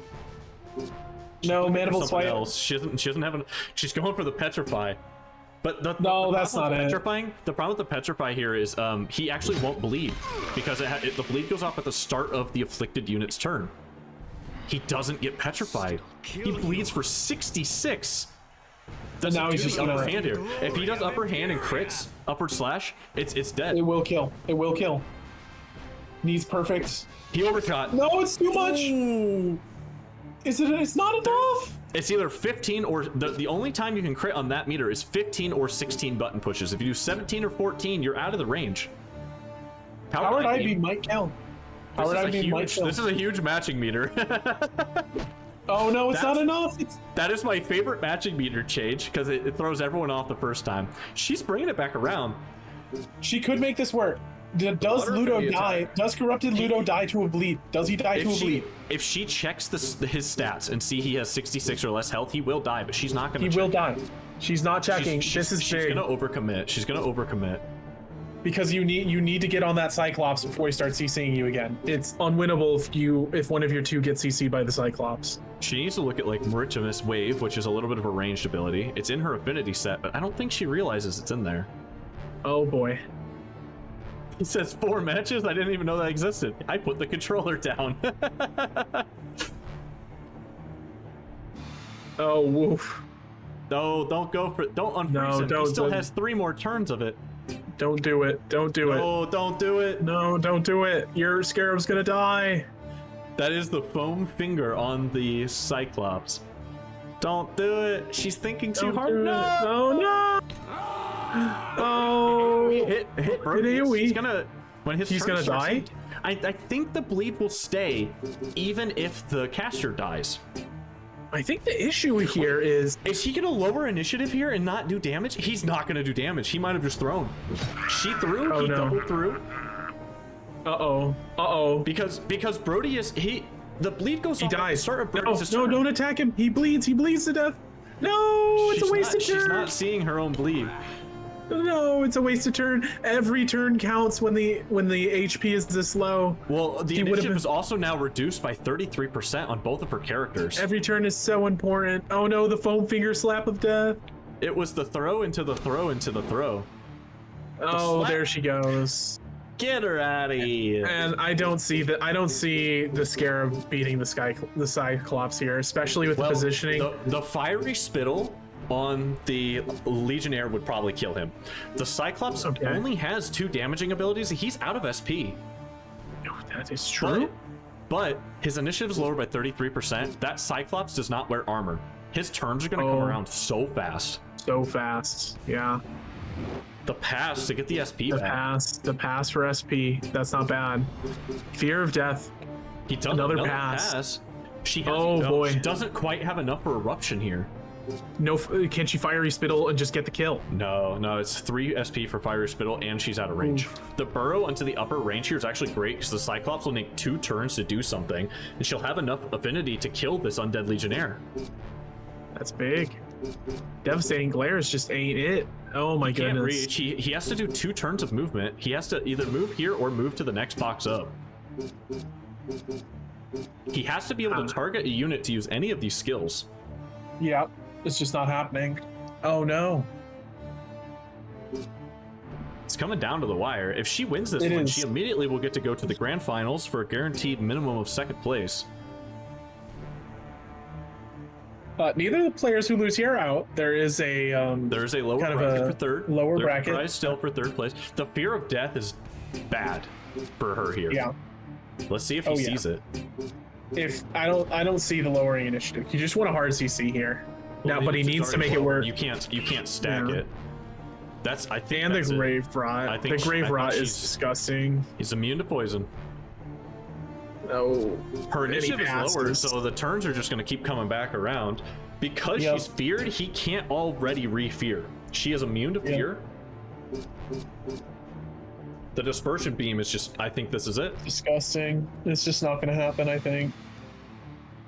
Wow, almost a comeback. It was a comeback into a comeback into a comeback. That was good, try. We are now 1-1 Jett Bonez to UncoolBi. That was great plays.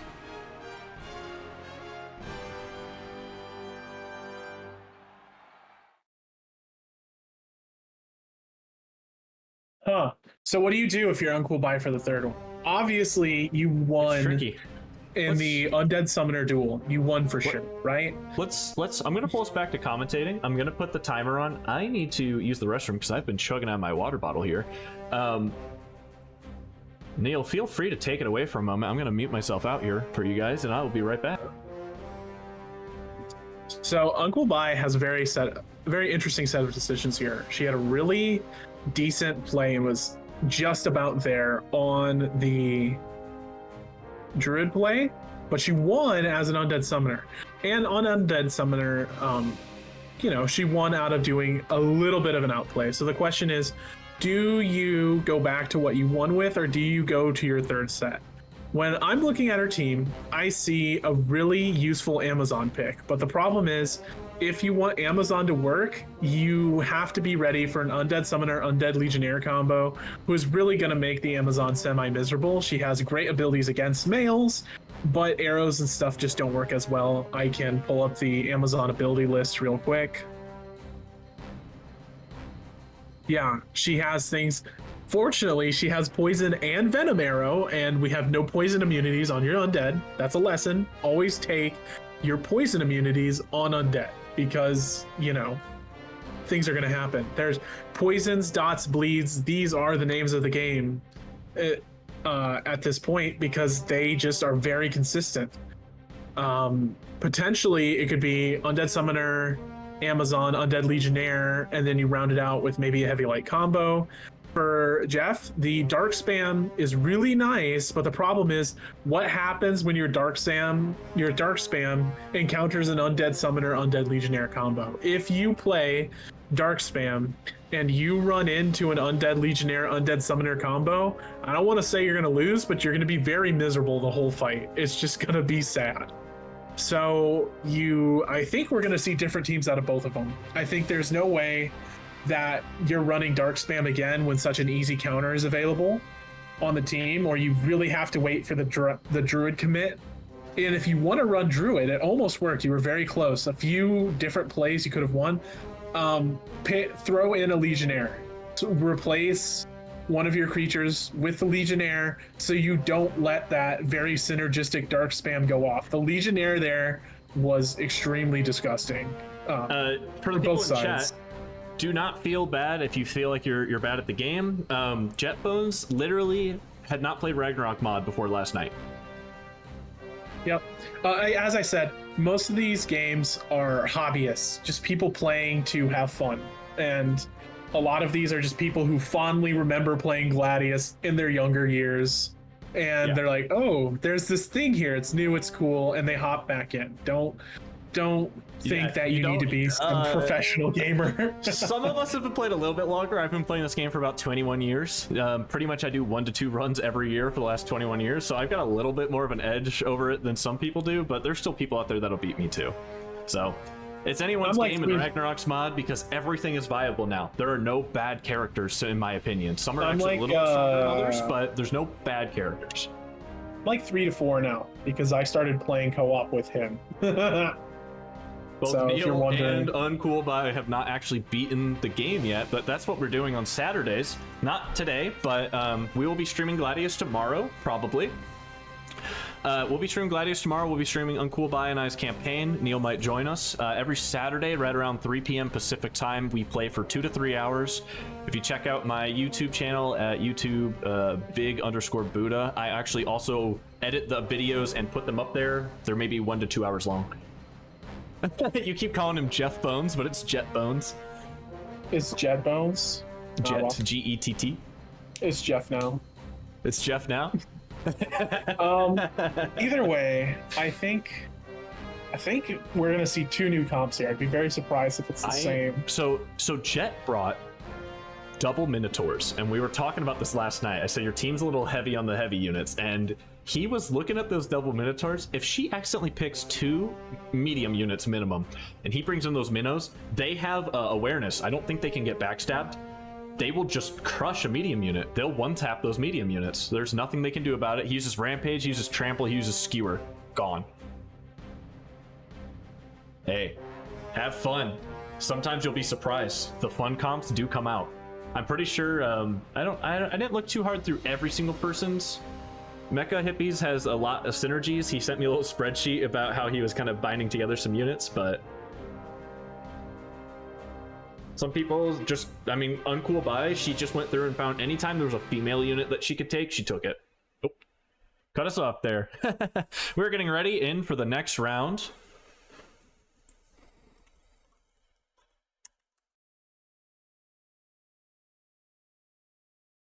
Only because of the voice lines. They didn't hear what you said, but Neil said Undead Summoner is one of his favorite units just because of the voice lines.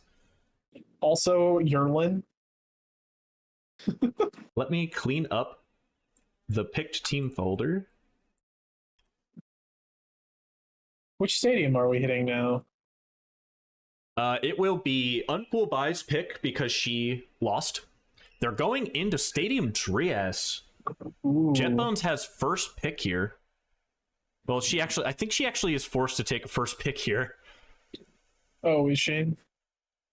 Because limitations of multiplayer. Courtney, Okay. you could take Ursula, let him pick, then go back and change your pick.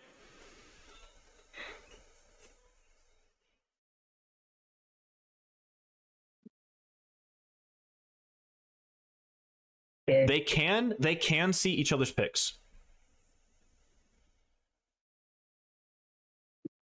Okay, so this is the actual first pick. Do not So think here that we go. Ursula opt in.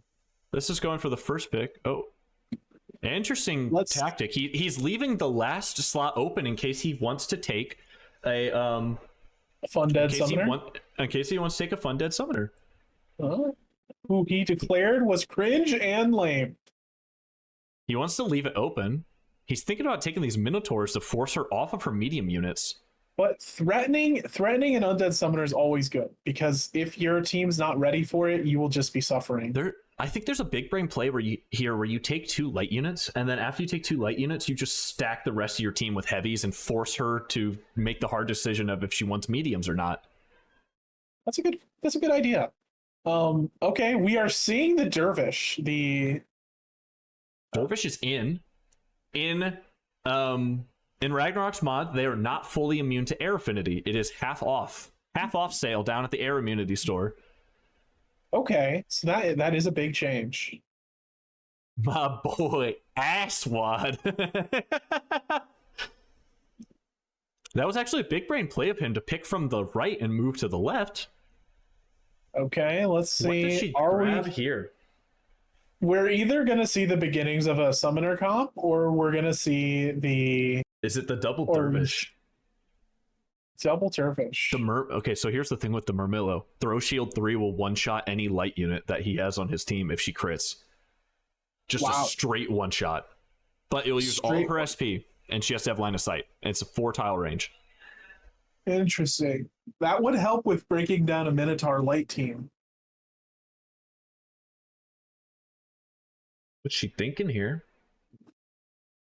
Is it the Amazon? That forces him off of his male units. That makes Minotaurs less fun. That's true. They are considered male units. Yes, the Minotaurs are... Oh, this disincentivizes Minotaurs. But how many female units does Jett or Jeff or Jett Bonez have to prevent this Amazon from reaching her full potential? I don't actually think he has many. He's got Valkyrie. How much? How much girl power is available? He's gonna snag the Valk. That leaves. Oh, maybe not. The Dark Air Beast is also considered a female. Nephilia is also... Oh, sorry. The Cultist is also a female. Yetis are available for Amazon Gaming, if I remember correctly. Yetis are also considered male. Yes. Male. Yes. Male. Sorry, I'm not enunciating today because I only slept for about 2.5 hours last night. This is going to be... What's he thinking here? The Valk is chosen. And the Centurion. Okay, that is 2 males. That leaves her open. Unpicked. We have to do a male count now. It's actually pretty big. He's thinking of Cultist bring her back for round 2. She didn't really display too much. I didn't really like the Cultist last time. Yeah, being honest. I think the Iron Cultist and a Gungnir, because he didn't put the abilities to transform on the Gungnir. It kind of takes the Gungnir's ability down a little. Oh, Gungnir's best part is that he can defend himself. For sure. Well, the transform also heals you for 20% of your maximum HP. Yeah. Okay, so we've got an Amazon and a Murmillo.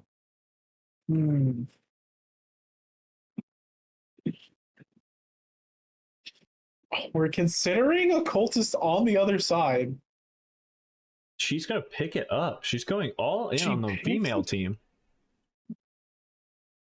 My real question is, what are you doing to prevent the other team from just running at you and beating you at this point? Like, yeah, the Amazon is extremely annoying, but if you just stack heavies, she has to go with a. I think she has to go with a Sam Knight here. Or Centurion. A Centurion would be a nice pair with that Murmillo. They're both quite tanky.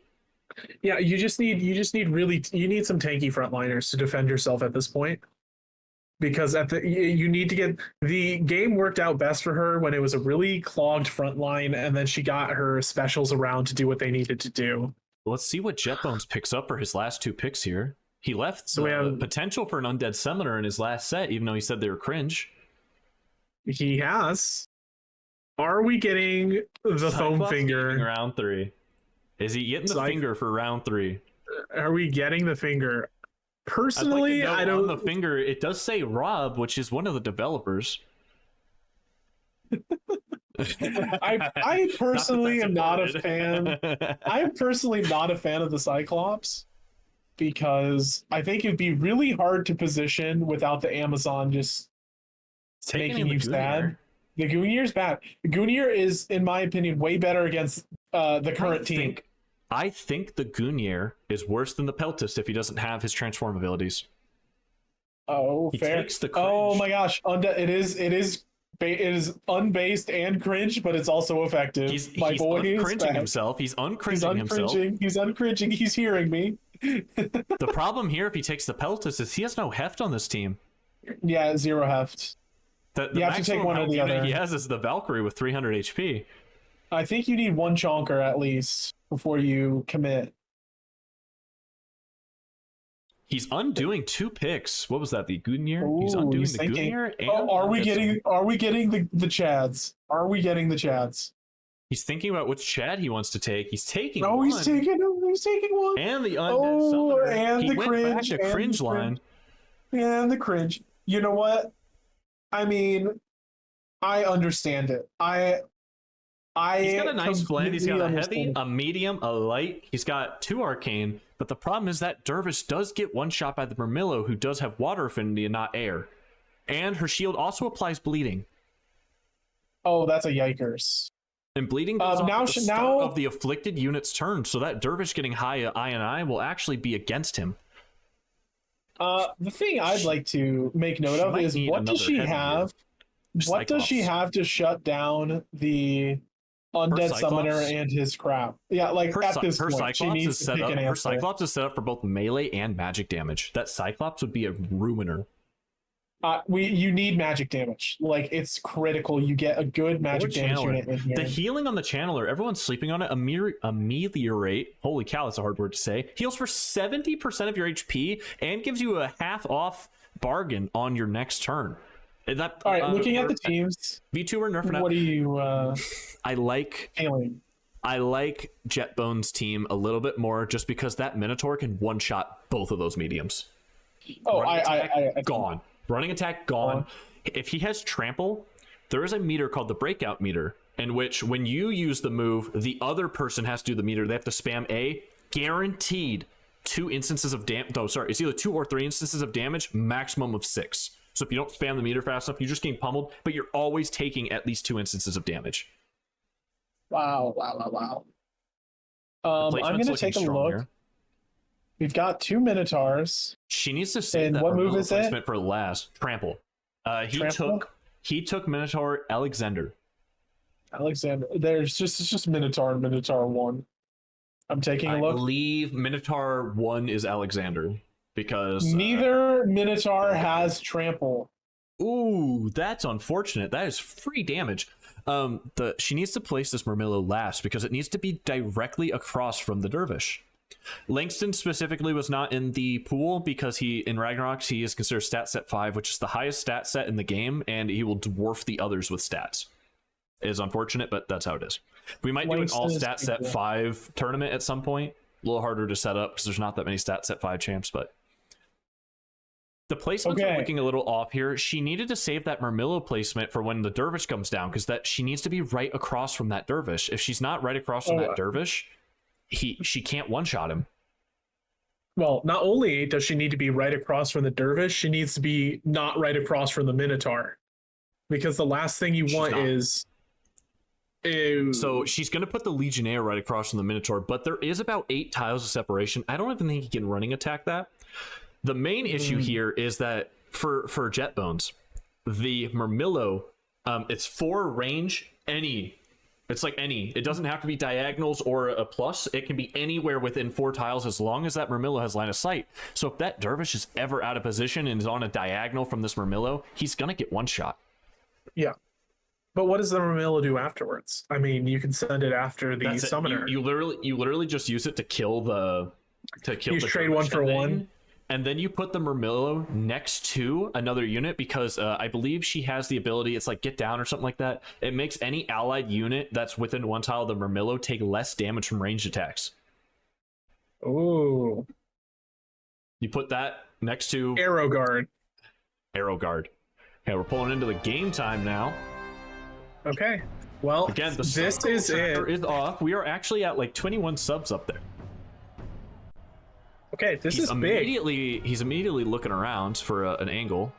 That archer can actually, she has Venom Arrow, I believe. She has Venom or Poison Arrow. That is going to be massive. It'll stop him from moving. Whoa, this Dervish, this is extremely dangerous Dervish positioning to get out like that because the Murmillo is going to be hunting. Wind movement is absolutely disgusting here. 33% initiative on a unit with the highest initiative in the game. We get some very interesting sound effects out of the the Dervish. Make some whooping noises. Okay, we're getting some more classic cultist off to the side gaming, and I love to see it. I'm pretty sure Courtney's or UncoolBi's cultist has the ability to summon dark animals. Oh. No, actually she can't because she has an undead summoner and a druid. I do not believe her cultist can summon dark animals because that would have been too many units that can summon per the rules. He's looking for an angle for a running attack, but he's just not seeing it. It's a little too far away. Do you pass and expect UncoolBi to walk into you? That is a play, but I think with the Minotaur, he has 500 HP. He has decent initiative because he's not wearing armor. I think you force her. Because if he gets in range for a running attack, you're going to one-shot one of those medium units. That's fair. She's going to dig around here. She's going to check her ranges on her throw shield, probably. This is tough. And the Minotaur is right where it needs to be. It's pressuring the Murmillo. Oh, she's gonna box in her Centurion here, unfortunately. Oh no, although the Legionnaire will get its turn before the Centurion. So there's the range of the throw shield 3. It's very dangerous for that Dervish. If he's ever anywhere within that range, he will just die if she can hit that crit. Again, that is matching meter 3. That is 4 sets of matching. And when we play on Saturdays, she has a little bit of an issue with matching sometimes. It's one of the harder meters to do. I think a backwards walk has to be the play here. You have to get the right unit to face that Minotaur. If the Minotaur takes 1 step forward, he's going to use Stampede on her. Stampede is almost guaranteed. No, wait, sorry. He's not in range Stampede. He'll use Running Attack instead. It's really unfortunate placement that she put the Murmillo down for the Legionnaire in her comp. Yeah, because well, as I said, you need the Murmillo as close as you can to the Dervish, and as far away from that Minotaur as possible, because you don't want her anywhere. She's fasting. She's letting Jett Bonez move in. This is a tactic I used against her in one of the tech tests, and she hated it. Some Affinity Oblation here. It forces you to make a bad move. The Affinity Oblation is actually really good for cultists because you deal damage to yourself, which counts as you doing an attack, so you'll generate like an orb of affinity, and it also gives you like 2 or 3 orbs of affinity on its own. So it's actually a really good affinity generation tool for the cultist. And if you start spamming the curses here, if she has an Alcrasti curse, this will be very obnoxious for the Minotaur to deal with. He is not going to have a great time if she brings him down to heal on turns of I. Part of the Minotaur's allure is the lack of heavy armor, allowing him to move faster than the other heavies. And high health pool. She needs to hit herself here and not one of her frontliners. Oh, absolutely. The cultist is dying in like 2 hits to anything good anyways. It doesn't matter. Nope. She has full Dell. She takes a she has full Dell? Sail. Oh, then yeah, absolutely hit yourself. Because if your heavy dies, you're probably losing here. You're gonna get ran over. Yeah. Let's see what she does here. She's trying to figure out. She's trying to press the Y button to see what the ability does. She's digging through. I see her digging through all of her buttons there. It's the Y button. Oh shoot! Sorry, she was looking for her turn tracker. Oh. See what she does. She's really thinking about the oblation here. Also, I think that word is alacrity and not alacrity. Oh, alcracity. Alcracity. Me and my words. He's going into cringe mode here. He's going into cringe mode. To be fair, I love cringe mode, so by all means. So do you take the longer range skeleton one here? It's like, I think it's 2 tiles longer range. It can be a bit of a gummer. If she has long shot here, I think that's the play. Oh, for sure. You need to defeat the cringe, you have to become the cringe. I like how the dervish has just stopped moving. Like he's not even doing his idle animation anymore. he's doing the equivalent of an idle T-pose. Just let him be. Okay, she's positioning here. She's looking in for it. The Valkyrie's chest armor looks like it has not gone through the texture remaster. Kinda. Some of the parts are. Getting a full view of it. Again, if this game looks a little different than your game when you're playing on the Gladius or the GameCube emulator at home, definitely take a look through the Discord for the texture remaster projects. Very easy process. You just copy some files in, you load it up. Very little RAM, like 2 gigs of RAM on your system extra, and your textures will look like they're from the Skyrim era instead of the 2003 era. Yeah. True. Not the I was 4 years old at the time era. Hey, I was 6 years old when this game came out. I was sick too, bro. Skeleton 3 is going for the short range Skelly 3. Last 4 turns, gets an initiative bonus on its first turn. Yeah. I don't Gets know. huge armor. I think he's 1 level higher than the summoner, actually. It's Skeleton 1's 1 under, Skeleton 2 is equal, and Skeleton 3 is 1 up, so he actually has a level 11 on the map right now. This is so interesting. The Dervish finally gets his turnaround. The initiative boost is okay, but I think it only gives a 33 flat increase, not a 33% increase. Oh, that's like which is okay. If you have under 100 INI, that's definitely a boon for you. It is 33%. It is 33%. He's gonna try. It looks like he might try to stack it here. He's afraid of moving in. The Murmillo has gone so far off to the edge, though, is the problem. Yeah, and that she can't even catch. She can't even catch a throw if he gets in range. You also have a small wall of her own units starting to kind of block her off. You know what I mean? He has mind control on the cultist. If he gets enough affinity, he can just steal somebody. Oh boy, this is going to be very interesting. The cultist mind games here are so important. If you steal the Minotaur away from, I don't know if her cultist has mind control, but if you steal the Minotaur, she has a lot of affinity. There is a chance that she has it. Let's see if she. You have the skill sets pulled up on your screen there. She might dig. I was looking at the Jett cultist. Oh. Let me pull up the Bi cultist. She's digging through her abilities, trying to Bi find something that's cultist. Bi cultist does not have mind control. Oh, she does have fear. She does have fear. Here, does have fear. I cannot remember if the Minotaur is immune to fear. He might have indomitable will.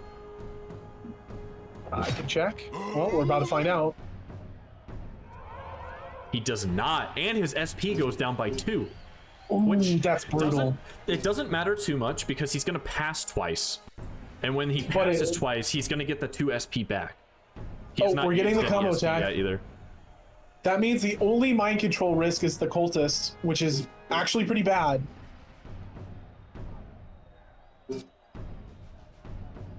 And we're already seeing the beginning of the Murmillo's very long journey of being quite sad. She's looking for the throw shield. She's going to check the damage on that Minotaur, but it's not going to be as much as she's hoping. It's not going to be enough. It's not going to be. She needs to at least check it to see what her options are. The Murmillo is on the opposite side of the field where she wants to be. Not as bad as I thought it would be, but half damage on the Minotaur maybe not be worth it for 5 SP. It's 5 SP. You can't commit. You need to get her out of there and get your heavy in there. This is a perfect chance to. She's going for it. Let's see if she can do the meter. She's a little too late. Yeah, it's looking like it's just going to be a normal hit. This might miss too. It's 88. It's going to apply. It's going to apply a bleed. And he's going to pass his turn twice. That might be bleed. Over 120 damage bleed. She might have just big brain played both of us. She might have. She might have. The Murmillo has water affinity attack, so she can move to attack with her water affinity, and Murmillos were changed to have a ranged affinity attack. So she might actually be able to walk and apply bleed to the cultist too. Or she could bum rush either of the arcanes here. That would be huge. The charm ability is actually insane here. This is mind control, but for Amazons. Wow. If she can hit this, she can hit it. Turn this. Oh no! Might still work. She's got to wait a while for that to come back around. Oh no! Oh, the pressure's getting in. The execution of the meters is so important. That would have been insane because then instead of a 5v5, it would have been a 6v4. Even worse, he would have to get his next turn to come back up faster. Even worse. That's brutal. That's brutal. And now she's out of SP. She can still use 1 SP to cast Poison Arrow kind of at will, but she'll never really have enough. Grave Rot's and there's the Grave Rot poison. Oh, beautiful counter though. The 12 damage counter. This is about to get tricky for UncoolBi here. Yeah, because Aswad's about to hop in onto the. The damage is so low. The thing with the Dervish is they apply bleeds, AoE bleeds. That is their whole shtick. So without like just straight damage without a backstab, he's really not going to do that much. He needs to get in there and use the bleed abilities. Yeah. Even imagine getting a bleed on it. He accidentally fat fingered the X to make it into a weak strike. Oh no! The game 3 fatigue is setting in. Everyone's messing up their meters. She could probably one-shot the Valkyrie here if she uses the correct ability. Or get damn close doing it. Yep. If she has target head under the specials tab, she actually could probably one-shot. Yep. If she lands it. Oh, combo 3. Huge execution barrier here. Yeah, that would have killed. That would have been a one-shot. That's a triple HP down. Because it's considered 3 misses. The Murmillo has the lowest initiative out of any of the medium units, and he's about to lower it even further.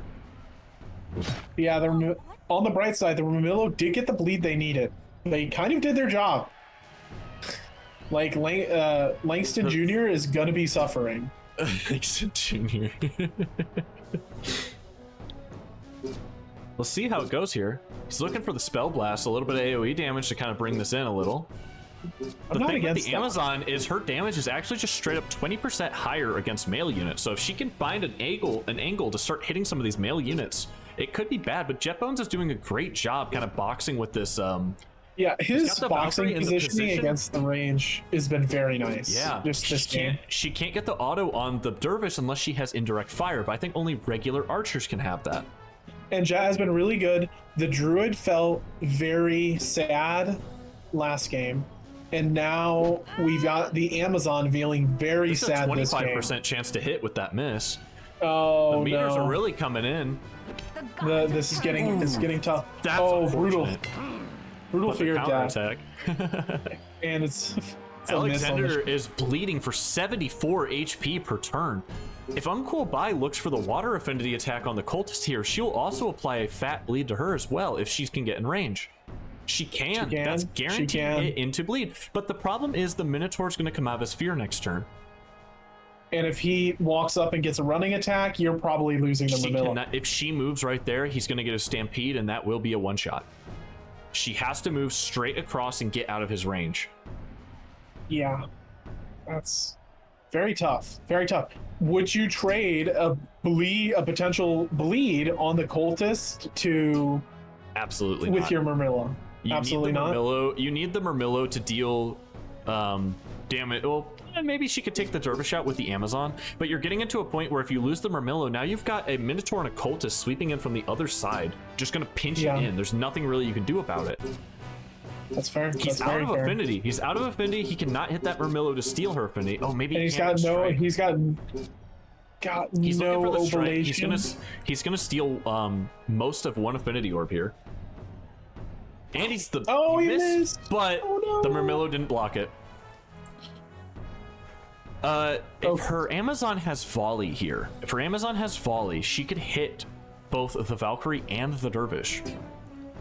The Amazon does not have volley. That is unfortunate. She has poison, venom arrow, combo 1 and 2, affinity 1, charm, distract, dodge. Personally, I would have gone for the poison arrow there. Think so? Absolutely, because then when that when the Valkyrie's turn would come back around, she would just die from the poison. It does 10% max health. She's going to be under 10% HP. She'd be out of there. He's looking for the Blade Storm, maybe. Potential fat bleed here. Surprise attack coming in on the side. So here's a thing with light units that have surprise attack. There is an accessory that gives you move to attack up. It gives you 1 extra tile of movement that lets you, if you're on the side, you can move 2 tiles instead of 1 to get the surprise attack off. Otherwise, they have to just... He passes. Interesting. Very interesting. I'm not sure why he passed there instead of doing literally anything else. Yeah, get an attack off or something at least. Splintering Bones seems pretty great here. Unfortunately, the line of sight is just not there because of the way that all the units are lined up. He's gonna go in. He wants this Amazon out. The Amazon can't defend herself. He wants this Legionnaire. I think he wants the Legionnaire gone because then the Summoned Undead is just going to run riot. That's 74 damage bleed per turn. That actually is insane. Does he have enough range for the running attack here? He does not. He can hit the Legionnaire, but she's probably already going to die.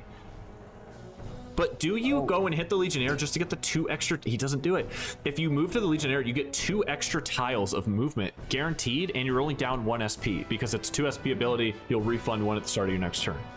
Oh. See what Aswad's got in him. He passes again. He passes. Something is going on over there, and I'm not quite sure what he's doing. To be fair, we didn't see the Langston Jr. He can look for the fear here on Alexander again, and he will just get stuck forever. I'm pretty sure he does not have the immunity to fear. No. Sorry, some of the skills will grant an immunity to fear after you use it, so that way you can't continuously keep spamming fear on them. I don't believe the Cultist Fear ability has that passive on it. Curse of Alacrity would be bad here for him. Yes, because now he misses it lightly. The pressure is kind of mounting in. I think both of them are either getting a little fatigued. We've been playing for about 2 hours already. They might be getting a little fatigued in. Oh my, and the Summoned Undead's already got its first kill. Oh, he's trying to set up for the surprise attack, which is interesting. Oh, the Valkyrie was facing the incorrect way. I see what he was trying to do now. He gave up a turn in order to try and hit the backstab. He gave up 2 though. I think you just get 2 turns.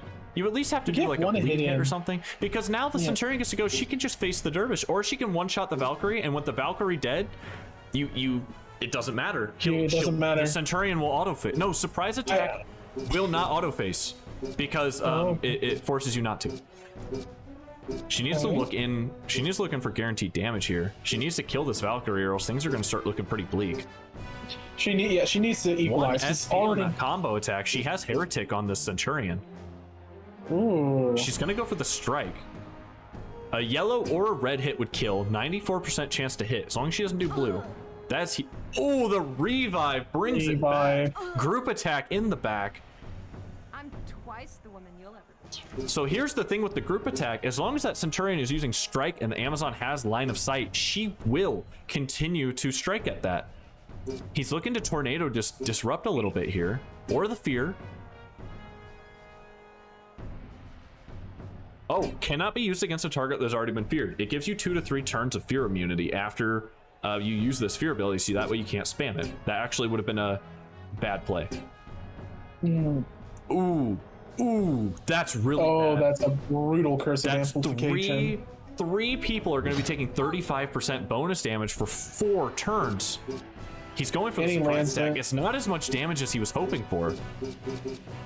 I think he's kind of panicking a little bit here. He thought it would be more, but it's not. I don't think. Yeah, the dervish is about stacking bleeds. I think you needed to just get the bleed off and get cooking.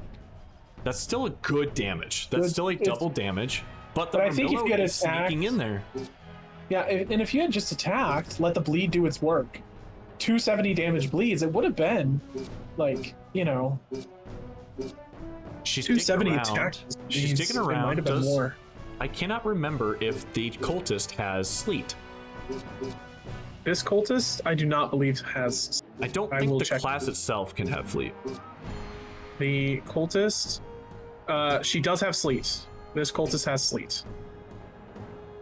Fleshy Kitsune in the chat. Yes, as we get further in, we're going to make things a little bit better each one. This is the V1. The V2, I don't know if we'll have naming in there because that requires a custom ISO per player, but it is something I will put on my notes because I do like that idea.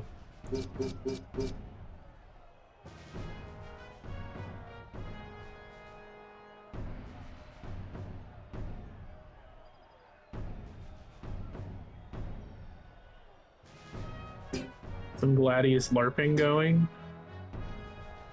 Uh-oh. Gets a strike, stealing affinity here. He's got plenty to take. He's been chilling. Oh, you can literally make it in the game say somebody's name. Interesting. Okay. She could look for a water affinity attack. She's going in for the strike. She could have looked for a water affinity attack here and actually moved and guaranteed free damage on this guy. Yeah. Alexander finally being able to get into the middle of the team here, right where he wants to. Yeah. Gore is huge. Oh, that's also a knockdown. Disgusting.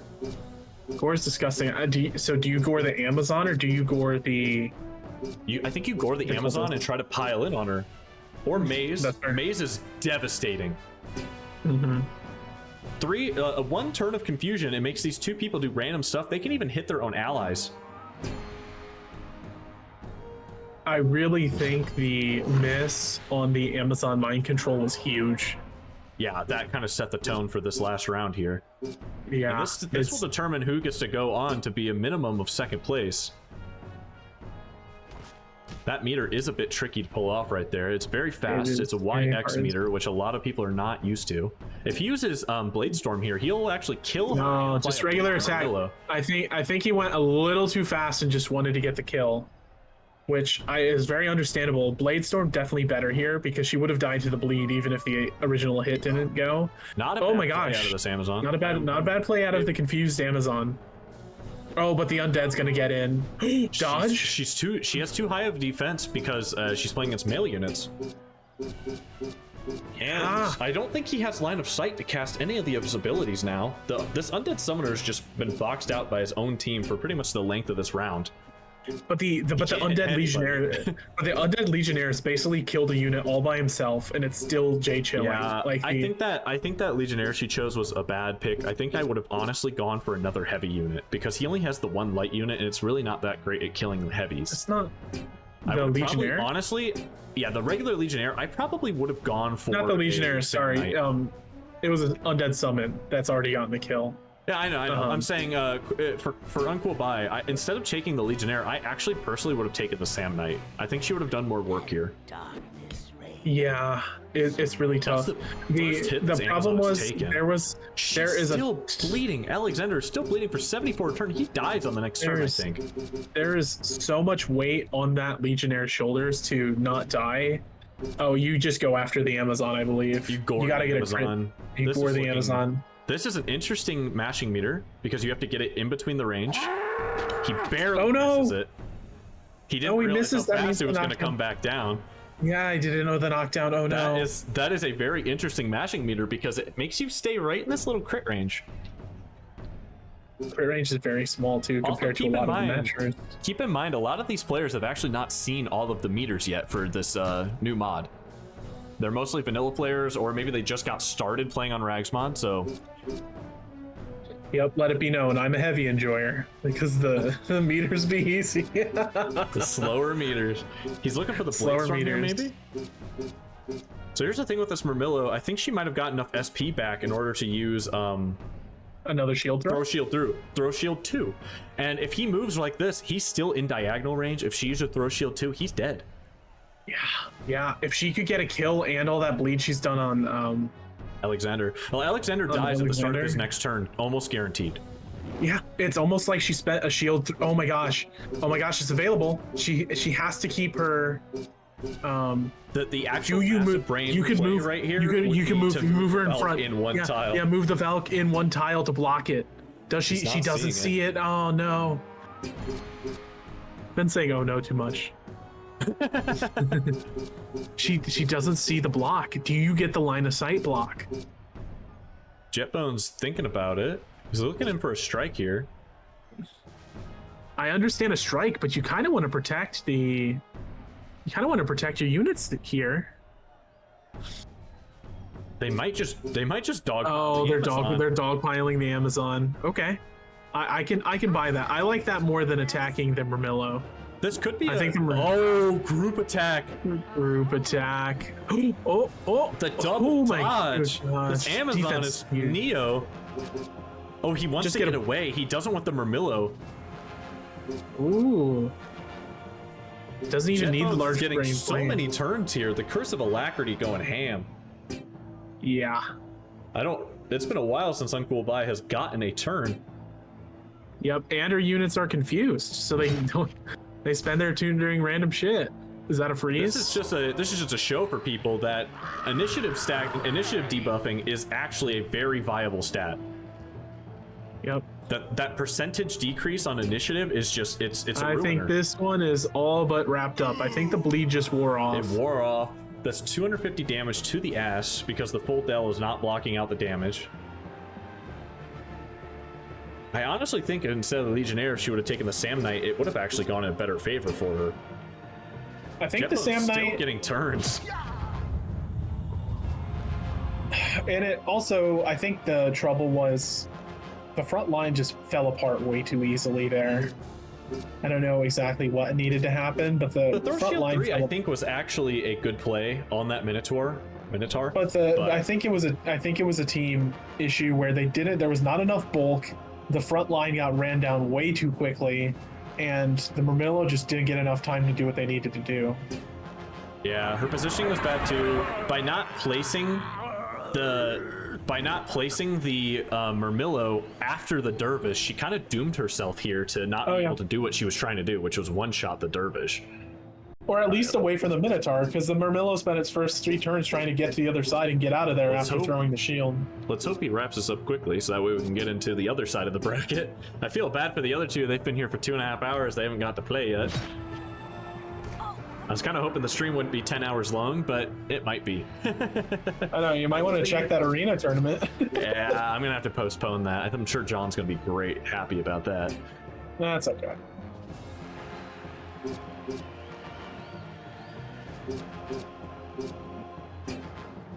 I was asking the participants before if they wanted to break this up into 2 sessions, like one today, one tomorrow, but a lot of the people are busy tomorrow, so oh, I am too. we're gonna try and get it all in today. It's gonna be a long stream. Hope you got snacks laying around. It's gonna be a long day. Got my water. 61 damage on the group attack. That is just to show everyone sleeps on the group attack. They're like, it's only on strike, but then you got 4 people all banging in right on there. That is Jett Bonez moving forward to the finals. Very nicely played out of both of them. Very close games. Just shows that the minutia of your picks and your decisions here can mean a ton. The first 2 games in both situations very easily could have been won by the other player. The last one felt a little Jett Bonez favored for sure. But even then, getting that Amazon flirt off properly could have been a difference maker. Obviously, it's a bit more, bit more We are gonna circumstantial. we're gonna take a quick 10-minute break. Give me time to go grab a quick snack. I need to swap the save files in. That'll give everyone time to move around a little bit, and everyone can be back in, let's say, 10 minutes. So I'm gonna pull you guys onto just a countdown screen, and when we're back, all of these will change. They will have the correct players up there, and we will kick this off for the other side of the bracket. If you want to follow along with the bracket, there is a challenge link somewhere. Let me drop that in the chat again in case you want to see the challenge link. Aswad really coming kind of clutch there. He kind of had some global taunt going on. He was Jay chillin'.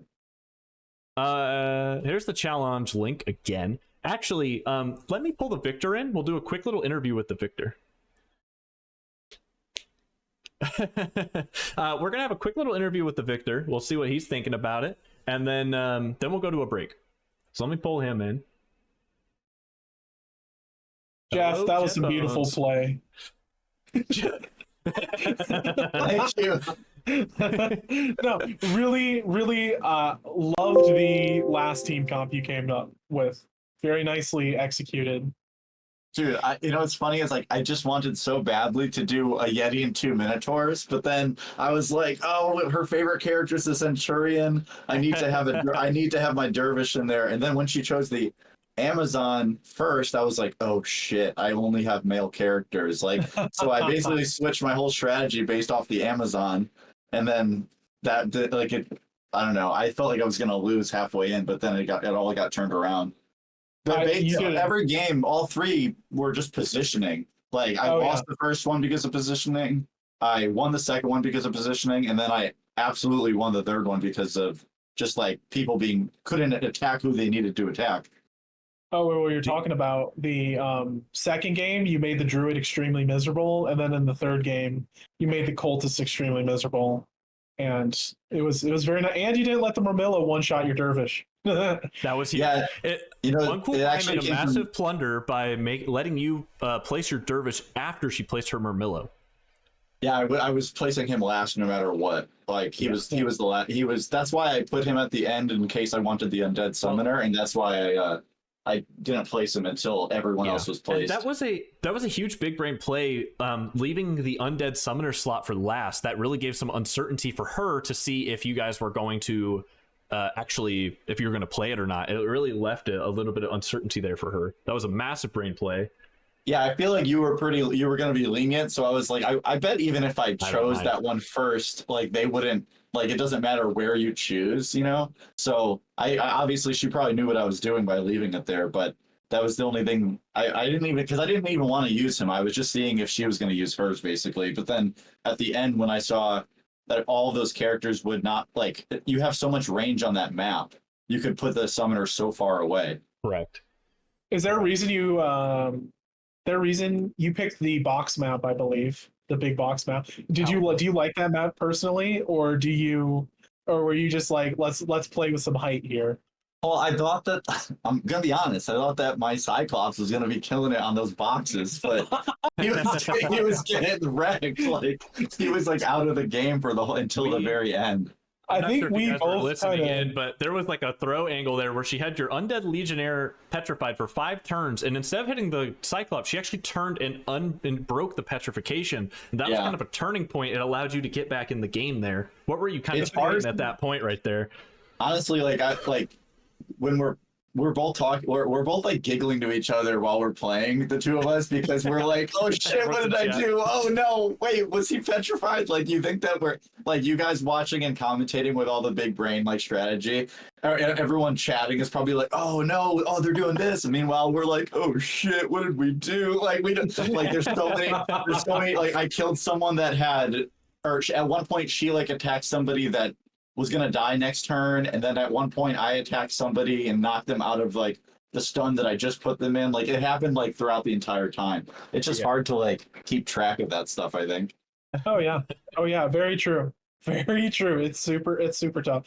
Yeah, we were both gassing up the Cyclops there. Not gonna lie. Yeah, The dude, number so one was I. We were- finger, just fling it Hey, around. last night, Big Buda and I were in this channel at 3 a.m. Like, that Cyclops tomorrow is gonna be so sick, and then like he was not that sick at all. Like, I mean, he did come in clutch in the late game, the Glower and the Devastation Beam, but it does feel like he's very tough to play properly. So I cannot Yeah. wait to. I'm gonna keep gassing him up because I can't wait to see him come back.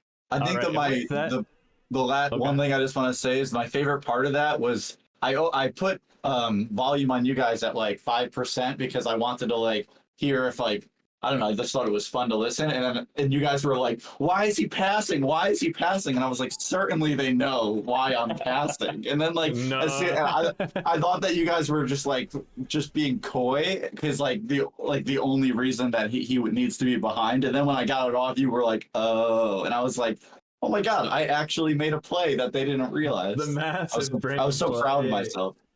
Nah, good play. All right.